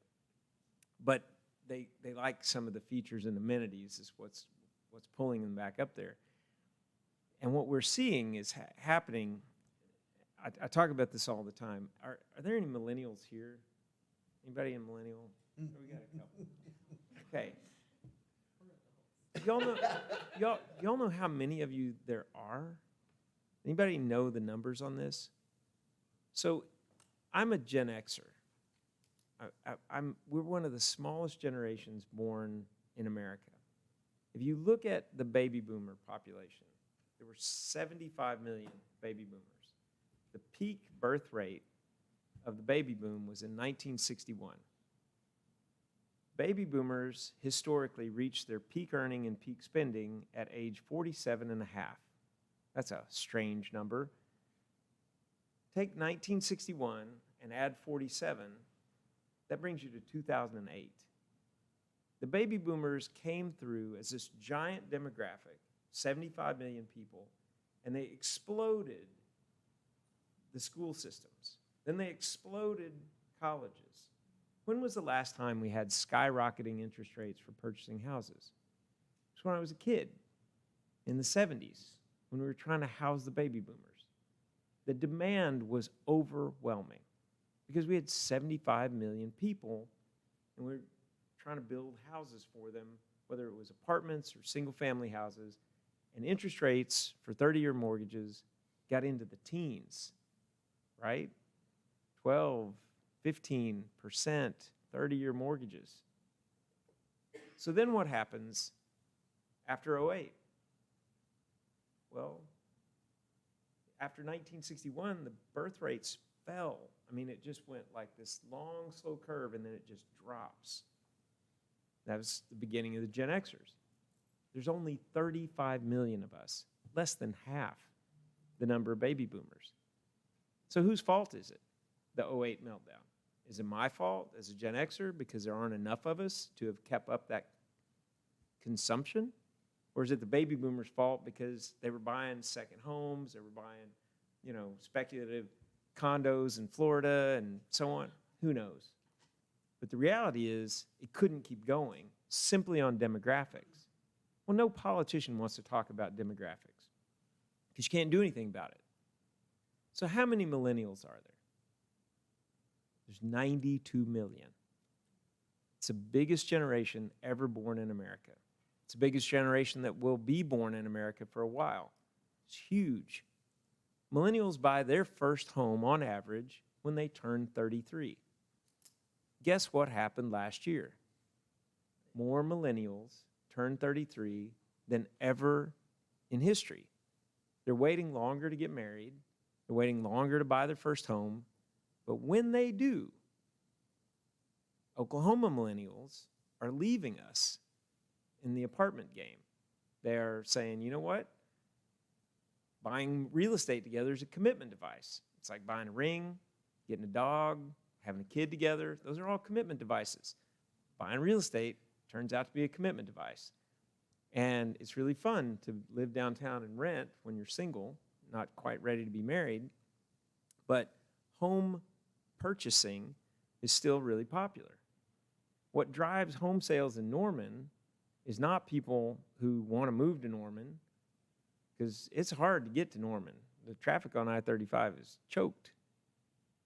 People who are moving to Norman are people who grew up here. This is their home. They want the millennials. We were told a complete lie about a decade ago. We were told that the millennials, they don't want to live in the suburbs. They want to live downtown. They want walkable communities. They only want to live in new urbanist neighborhoods. That's a complete lie. It's absolutely not true. Nothing about that's true. If the millennials grew up in the country, they are moving back and raising their children in the country. They grew up in a small town, they're moving back to a small town and raising their kids in small towns. There are only 2 cities in America that are actually urban. New York City and San Francisco have about 30% of their population live in high-rise buildings. Even Chicago is way more spread out and way more single family and doesn't get near the 30% mark. So we think about those mega cities, but usually we're imagining office buildings. So the millennials are buying homes. They are waiting forever to do it. Guess what happens this year to the millennials? More of them will turn 33 than last year. Now they're all hitting the pause button because the 7% interest rate is killing them, just like Siobhan's explaining. Their buying power just got slashed. But they're still having kids.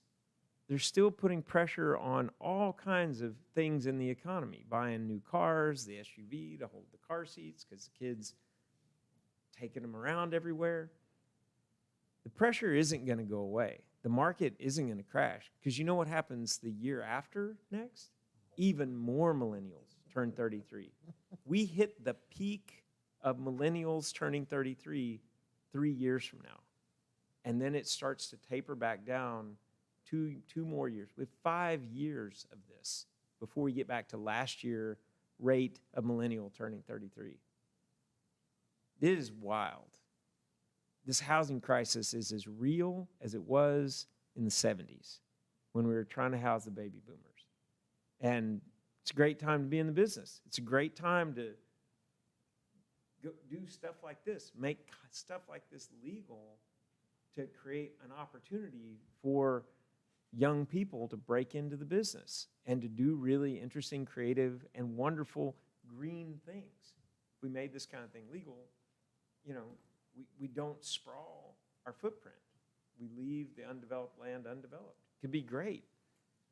We need advocates to really come to the table and try and figure out, like, let's be the research innovative hub that Norman is known for.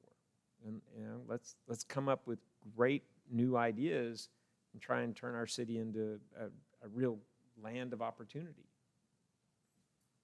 And I'd like to speak as a zennial. I'm on the cusp, so I'm kind of that ex-millennial. There's a lot of nostalgia, I feel like. There's a lot of, like he said, if you were raised in the country, you want to go back out to the country. I bought my house at 30 years old, and I have my children, and they ride their bikes in the street, and I know my neighbors. I hear people all the time like, back when we knew our neighbors, back when we did this. Well, we're getting back to that. We really loved that. We really loved growing up. I think we got a lot of restrictions, a lot of things we had to learn. Like, I probably was not in a car seat most of my life, but my kid has to be in one until she hits a certain height as opposed to age. So there's these new restrictions and we're navigating them. And then as we're figuring them out, we're getting back. A lot of us say that we're parenting from the 80s when we were born. So I think like he said, you'll start seeing us start buying houses and doing these things that we saw that our parents do. Thank you. Next, we have Mark Wagner. Thank you. It's good to have you all here. One of the things that I'm happy to hear about is that people want to come to Norman. I'm just the opposite. I came from a big city and I'm now in Norman. And I'm loving it. We need to understand our resources here. What we have is finite. We are bound by city limits. We have other towns around us, and we have only X amount of resources. And I hope that we can do some sort of master planning of how we want to use those resources. It seems like we have a lot of commercial property that's sitting unused right now that maybe could be converted or condensed somehow to provide more area. We also have a wide range of reasons why people are here. We have people on the east side that want to be kind of spread out, and they want to have that quiet in the daytime. They don't want all of the business. And it's valuable to the city because that provides the watershed so that we can look at projects like this. I noticed you talked about Hubert House. Looks like it cost $400,000 for 4 units. And the Vicksburg House was $900,000 for 6 units. So you're talking about $100,000 and then $150,000 per unit. So I think that's a good deal compared to where we jumped off the cliff not too long ago here in Norman to purchase. We committed to purchase a building and renovate it for $6.5 million for 40 units, which would have been $158,000 per unit. and they didn't have the same square footage that you're talking about. So I applaud what you're doing, and maybe some of those city resources that we're talking about, this 6.5, 6.8 million, could maybe be used to help accelerate what you're doing. I also noticed, I'm a big Gladwell fan also. My favorite is the tipping point. I notice here that what you're looking at is what the Europeans have been doing for hundreds of years, and that's family housing. When mom and dad have kids, the kids move in as they get older, they bring in their families, mom and dad are taken care of, the house is taken care of, and you have multi-generations in one housing unit. And that's very similar to what we see here on the screen. It's also the same family, so you have a closer knit thing like that. I was born and raised in Houston, Texas, which has 0 zoning, and it's a mess, trust me. My first house I bought in 1978. It was 1,300 square feet. It was $45,000. It was at 10.1% interest rate, and I was screaming. I was going to sue somebody for usury until I found out that some of my neighbors were paying 11, 12. One was paying 14%, and then I sat down and was quiet. So I get it. And it was a 0 lot line living or subdivision. There were 329 homes with a green belt, a swimming pool, and a room, like a party room you could reserve and use for your guests. So we had quite a bit, but I could literally touch my house and then my neighbor's house. And the side of my house was part of the fence for my neighbors. Nothing wrong with it. It was a great, I called it a starter home, even though I paid off a 30-year mortgage, and I refinanced lower than 10%. But I had that house for 30 years. I actually had it paid off 6 months before I moved up here. For 6 tiny months, I was actually debt-free. Woohoo, what a nice feeling. But there's a lot of unique things about Norman, and I think we have room for all of it if we plan out how we want to do that. If we want to build, maybe through the housing authority, or maybe the city wants to buy some acreage and encourage developers to come in and build those 0 lot line in that particular area, that's a possibility. So maybe a combination. You know, part of how we got here is the zoning, the rules, the things that we do, that we've always done. So that's part of what's made us a good community. Now, how do we go beyond that? We maybe need to adjust that some, and I don't have a problem with that personally. So there's lots of different things. I know in Oklahoma City, I think they built several, I don't know, I call them high-rise condos, whatever you want to call it, and maybe that's something that we should look to develop somewhere maybe closer to the university, maybe closer to the center of town, maybe where we have some businesses. So all of those are good things. I was also going to ask Mr. McCown, are you familiar with this 3D printing of houses? Is that something that is affordable that we can use here with our climate and such? And I'll let it go at that. Thank you. We're monitoring that a lot. Deborah Richards here at the University of Oklahoma in the School of Architecture is working on some 3D printing technology. We're hoping to potentially print a tiny home. That's kind of where it's at right now, the technology. What's so exciting about it is, you know, when you look at the revolution in manufacturing, whether it's automobiles or, you know, any kind of machine you can think of, you know, the robots have displaced the assembly line worker. It hasn't been, you know, foreign workforce. It's all automation, except our industry, right? I mean, components are manufactured using, you know, robotic technology, but when you look at the technology that is being developed at, you know, college campuses all over the world, they're talking about making machines that quite literally print a building and then climb up the building and print a building. It's going to be amazing. The Urban Land Institute fall meeting in Dallas a few years ago was there was a robotic arm that was extruding a kind of graphite resin, and it would pull it like taffy and then stop, and it would get hard immediately. And then it would pull it this direction, and it built this kind of Eiffel Tower looking structure fascinating. There was another one that was sort of welding, as it went. So I think it's really going to be exciting. I don't know how much longer I think the technology is probably more like 50 years away, and I don't really want to be doing this at 103, but I hope to live to see it. I hope to see a lot of young people do this. I do want to touch on urban and high-rise. We've only been involved in doing mid-rise buildings in Oklahoma City, 4-story elevator type building. And I talk about this a lot. Not a slideshow I have available, but we did a condo project and hope to never do another one. There is a common idea that we hold in our minds about mass production, about assembly line fabrication of things, that makes us believe intuitively that there's manufacturing efficiency as we go up, because we see it in cities and whatnot. The opposite is true. As you look at trying to build square footage, the single-family detached home built by a home builder is still the most affordable price per square foot thing that you can build anywhere in the United States. You can't build it in urban New York City. It's just impossible. But if land cost is a normal land cost, and the reason that single-family house is the most affordable thing to build is because we can do it. I've got enough tools in my shop down the street we could all, everybody in this room, we just all gather up, and in about 3 weeks we could build a house. It's not hard.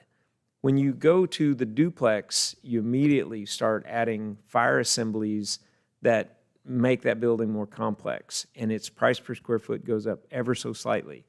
When you build an apartment building 3 stories tall, we've now introduced new trades that simply aren't in single-family houses. The fire suppression guys show up, and everything has got to have fire suppression sprinklers. The welding guys show up, and lightweight concrete, and now we've got to have egress stairs and doors that automatically close. All these kinds of technologies that aren't in the single-family home. When you go to 4 stories, the elevator comes into play. Usually now we're building structured parking. The jump between a 3-story apartment to a mid-rise 4-story with a parking garage is about a 25% cost jump. And that's why you only see those getting built in urban core centers where you can get the price premium. And so in downtown Oklahoma City, a 625 square foot apartment, 1 bed, is renting for $2 a square foot today. That same 625 square foot 1 bedroom apartment in Norman is going to probably max out around 25% less than that, unless it was as brilliantly located, right in the heart of the city. When you go to 7 stories, the whole world, anything above 5 stories can't be made of wood. So from 5 to 7, you're now building out of red iron. And a steel worker gets paid about $100 an hour. A framing carpenter, on average, makes about $25 an hour. And so those cost jumps are really, really punitive. There's one I skipped over. The 4-story building that wraps around a parking garage, that's a 25% jump in price per square foot cost. If you park under the building and then stack the building on top because you don't have the land area, that's another 50% jump over the 4-story wrap product, and it rents for the same amount. And they really won't pencil in Oklahoma. They only work in like really high desirable urban areas where you can get crazy rent premiums. Then you have this big jump to the 7-story, or from 5 stories to 7 in red iron. And then anything over 7, someone corrected me on this the other day, there's now heavy timber that you can go up to like 12 stories, but cost is outrageous, just like red iron. And then if you go from 7 stories up to 12 or taller, you're in the world of concrete and glass and this kind of thing. Those buildings are $500 to $600 a square foot to build. So as we think about, I had this discussion with someone who sits up here not long ago, and he had no idea because he's holding this idea of mass production in his mind. He's like, oh, we should have price efficiency or, price per square foot efficiency as we go vertical. And it's the absolute inverse. And I'm hoping that in the world of a technological revolution where we're now letting the robots build buildings, that we would see that kind of manufacturing efficiency and the vertical building becomes really cost effective. But we're decades away from that, I really believe. By the way, just one other note, baby boomers are retiring at a rate of 10,000 a day. 3.5 million baby boomers retire every year, so that adds into those market forces. So when the millennials start retiring, you're going to see a whole other picture like that. That is really fascinating, and something that's really exciting to be in this industry. The birth rates for the millennials, kind of skip along around 4 million a year born, and then Gen Z barely starts to taper off. You don't see this precipitous drop. And very often when you think about our immigration policies, and you think about the engineer from China or the doctor from India, they're all my age. We had to import tons and tons of Gen X age H-1B, technology workers. People were super educated and were like, hey, we've got to get you in here in order to take care of the aging baby boomers or build our roads and streets and whatnot, do all kinds of interesting things. The good news is those families had kids, and Gen Z is going to be a nice, strong generation. So we might see just a gradual evening out of this demographic wave that is just, World War II just sent a massive shockwave through the whole planet. And hopefully my kids' kids won't feel it quite so much. Thank you. We also have one that came in earlier, and this one's from Nancy O'Connell. Doesn't part of the affordable housing issue include a minimum wage that is a living wage? Should we not be working towards a living wage as part of our efforts? I'll tell you, one of the things we are seeing is based on labor shortages, and we hear this in all of our economic development circles, the biggest challenge most of our local businesses face is the availability of labor. And what we are seeing is upward pressure on the hourly wage. There are department stores now paying $25 an hour, which make it really challenging when you're trying to hire laborers that may have to work outside, in cold and hot climates that we're typically making $14 to $18 an hour. And they're thinking, man, I could put on a pair of khakis and a polo and work in the air conditioner for $25 an hour.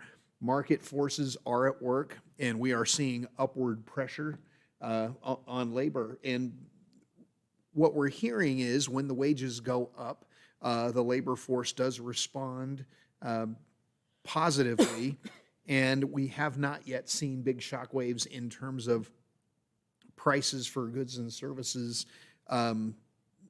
change too dramatically. There are other inflationary factors applying upward pressure on the cost of goods and services, labor being a pretty small factor in there. So, should the state address the state's minimum wage? It's been, in the sevens for a very long time. I don't know if they would raise it up to a level that would actually meet what the real market rate for labor is in Norman today. There's a lot of pressure, a lot of competition for labor, and we're seeing that apply positive pressure to wages. And we also had one from Kamala Jolly Stewart, and this one might be better for the COC and Karen. So she was like, how do we plan where resources in our community are located so they are not clustered in a single area, which we did talk about earlier. How are we not trying to concentrate poverty or mental health and substance abuse, which the letter doesn't actually help people break their addictions, and they would probably benefit more from stable living environments. So I'll turn that over to you, and we can also put it on that slide with all the map if you had that too. Yeah. I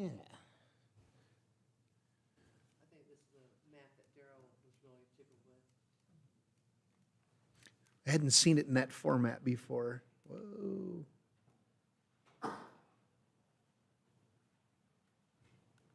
This is very sensitive.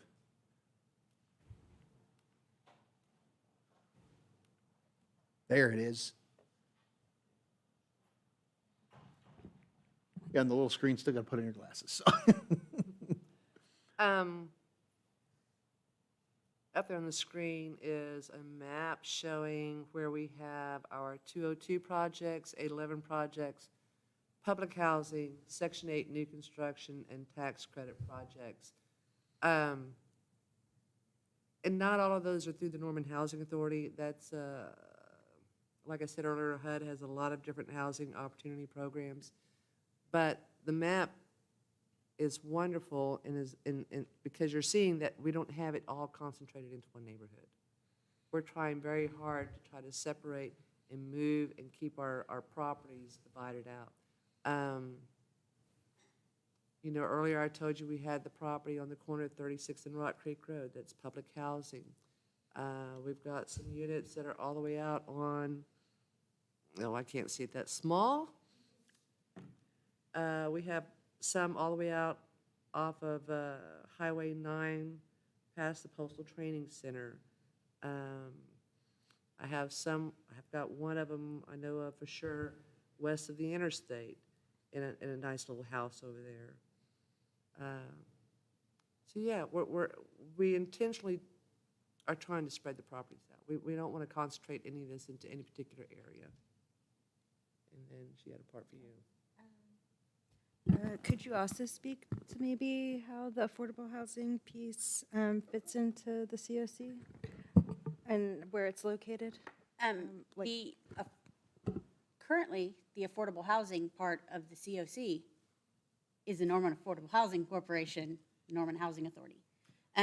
They are a phenomenal partner of our COC. I was listening to a training on shared housing from somebody from Los Angeles, and they kept talking about like the evil housing authorities and how they're all like frenemies. And it just made me appreciate what we have in Norman because they're a collaborative partner of ours. They are not trying to keep people out of housing or make it difficult. They're one of our key partners in the voucher system and making sure that people who are struggling with homelessness have an avenue out. So really, you've heard from the COC expert. And then we can go ahead and open up to questions. If anybody else would like to ask them, please come to the podium so the folks at home can hear them. They're charging. There we go. And I'm just going to take a little moment and say we've got about 20 more minutes, so just a hard stop at 9. I'll speak really fast. David Kennard, 942 Chautauqua.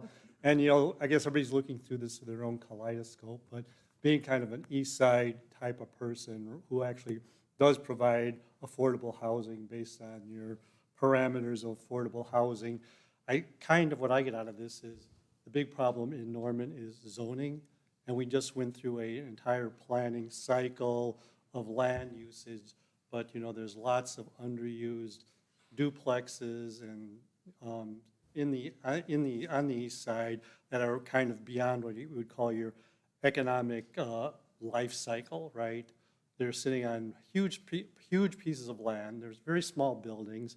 They're 70 years old. They've got all these 70-year-old problems of, you know, cast iron pipes poured concrete that obviously are caved in or not, are on the verge of caving in. But there is no incentive for a developer to buy these, knock them down, and put something on a size that would bring them profit and also bring a lot of people into the neighborhood. And Richard made a good point about, you know, a single-family house being the most affordable to construct, but it doesn't really factor in entirely the the value of land. And of course, the city sort of subsidizes development on the further outreaches of the town with roads and the entire social factor of people getting stuck with automobiles and commutes and things like that. Whereas this is property that's, walking distance from campus, biking distance from downtown, and yet it's being absolutely underutilized, and you can't make it attractive enough for a developer to build on because we have our, zoning rules, which could be changed at almost no cost to the city without providing subsidies and add-ons and giving money to tenants, giving money to builders, handing money left and right. All you have to do is, ink and paper, right? And you can change the zoning in that neighborhood, and something wonderful would happen. And that's my speech. Sorry, did I make it with under 30 minutes? Beautiful, thank you.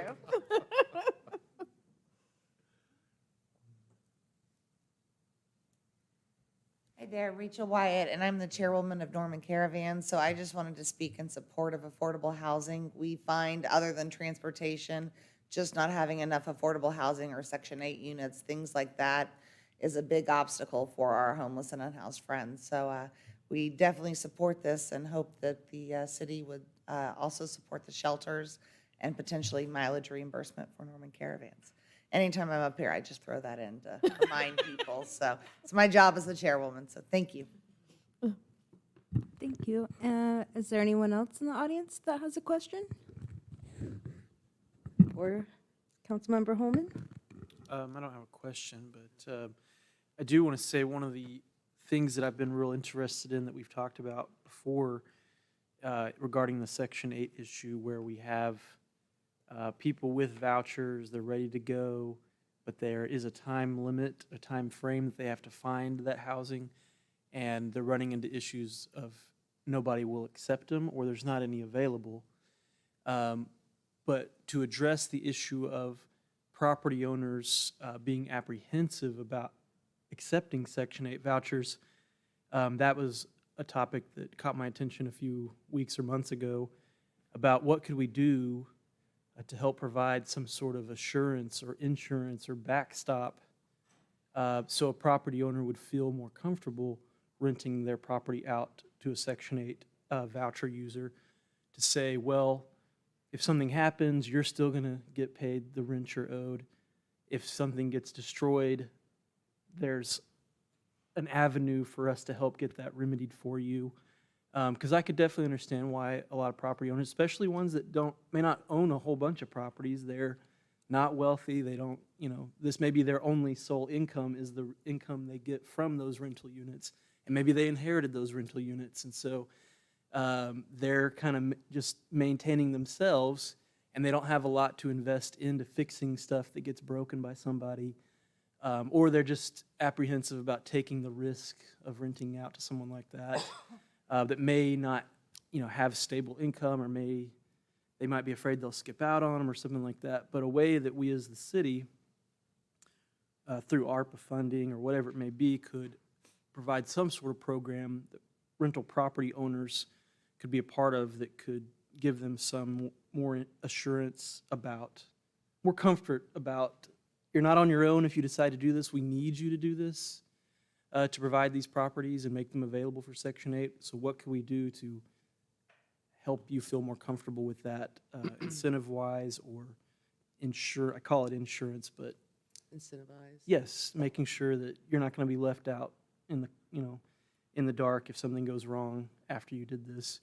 And then the other issue being, like we've talked about with the Emerald Greens apartments, where we have an apartment complex that isn't as old compared to some others. It's not new by any means, but right in the middle of campus, buy things. But based on my understanding, based on the out-of-state ownership and lack of care for the property, that property lost its ability to even accept Section 8 vouchers. And that's why I'd expressed interest before it. If it were available for sale, I'd be interested in buying it, because to me, letting a large complex like that lapse or not be available anymore. And there were people there that I met. We did a cookout with Norman PD a few months ago there, and a lot of folks told me they had come from Chickasha, they'd come from Tuttle, And that apartment complex was the only Section 8 place they had been able to find in the South Metro area at that time. And now they were at risk of not being able to stay there anymore. And they're like, I don't know what I'm going to do. I can't go back to Chickasha. There's nothing there. There's no jobs. There's no public transportation. I can't get around.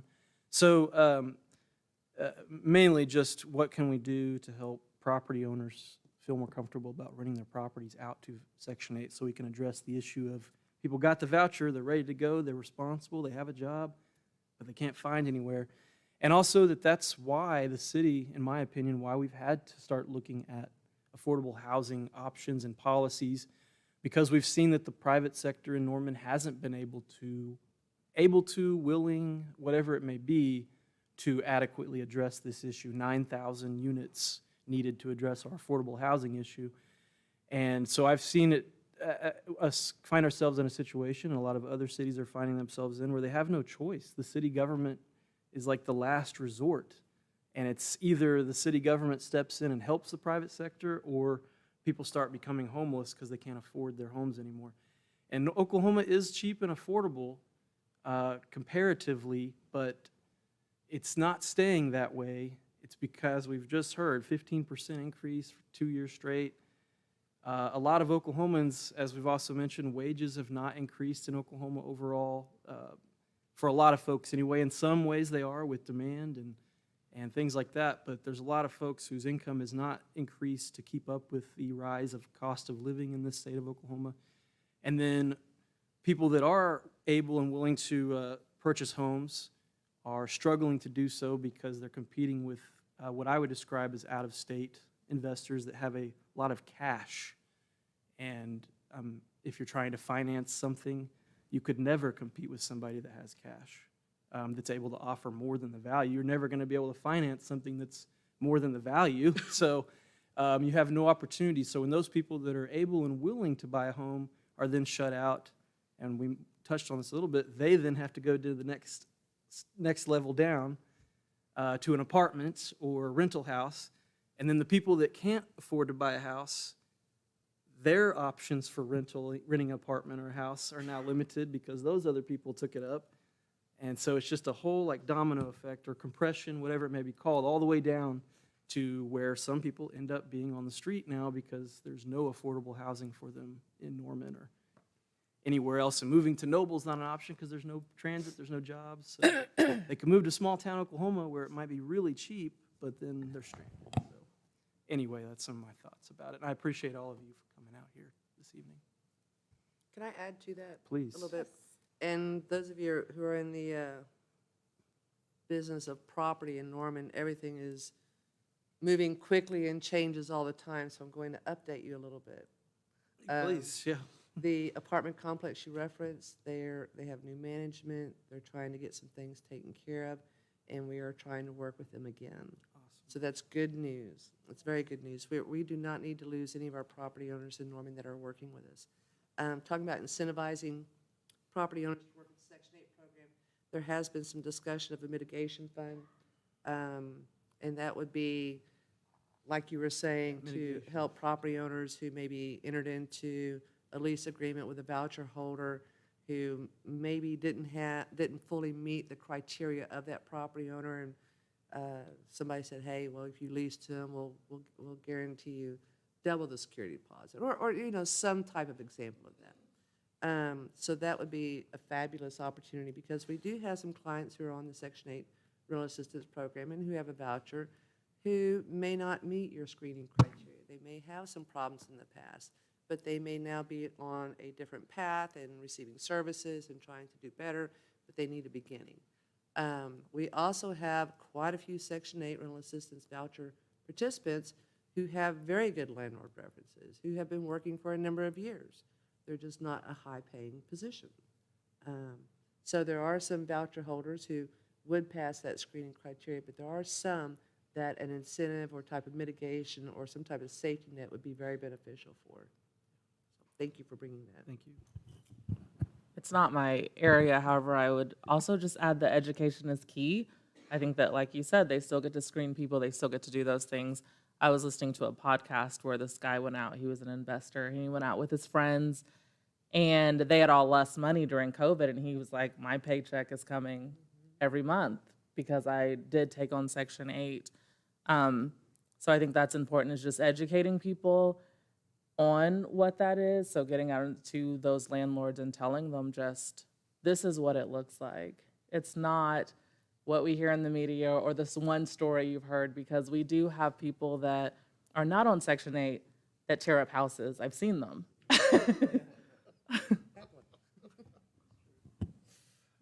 And to that, I would like to ask a little bit about a housing navigator, because that seems like also a position that could help find. Sure.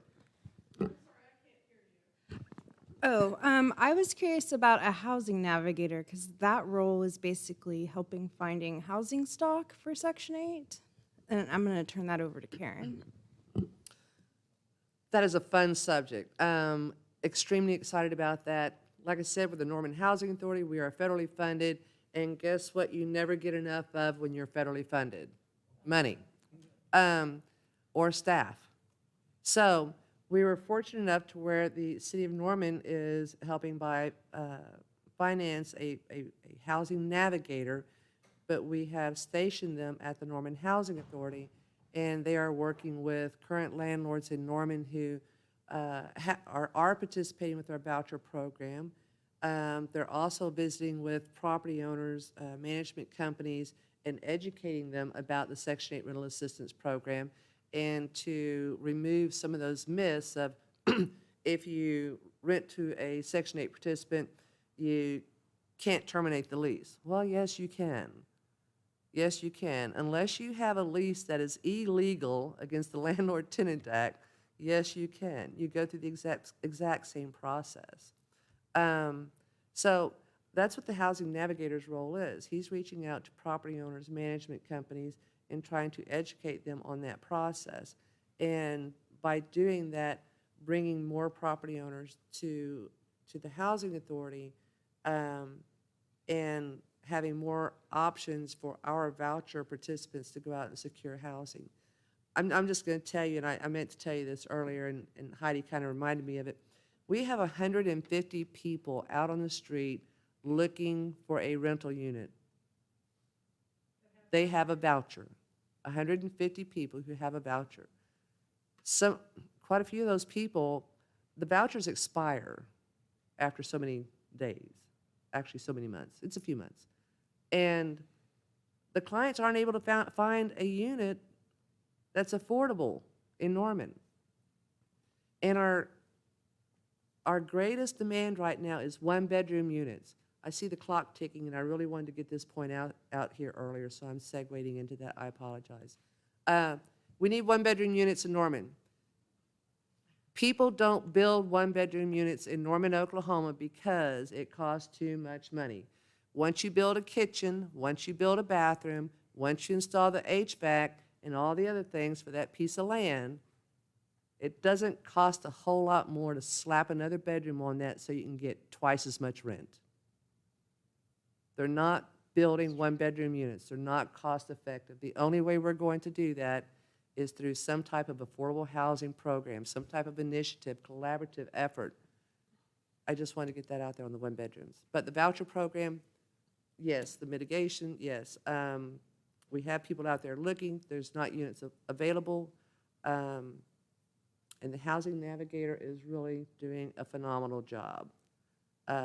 He works with new property owners that might call us and say, hey, what does it take to become a participant on your program? We understand that you have to do this, this, and this.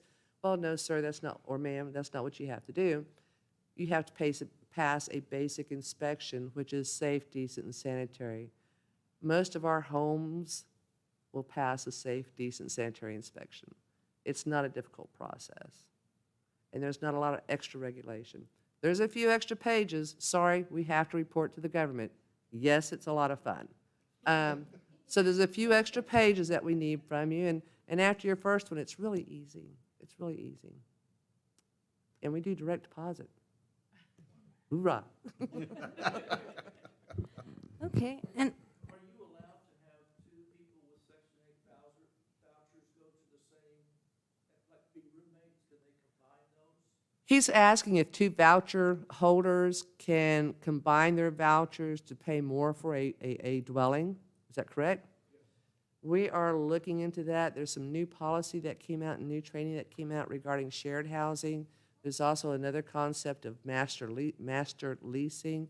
So we are looking at that. In fact, I've got a meeting with my staff next week. I'm sorry, the week after. My son gets married next week. Week after. To look at that and see if there's some way that we can connect people in the community who are wanting to share a home.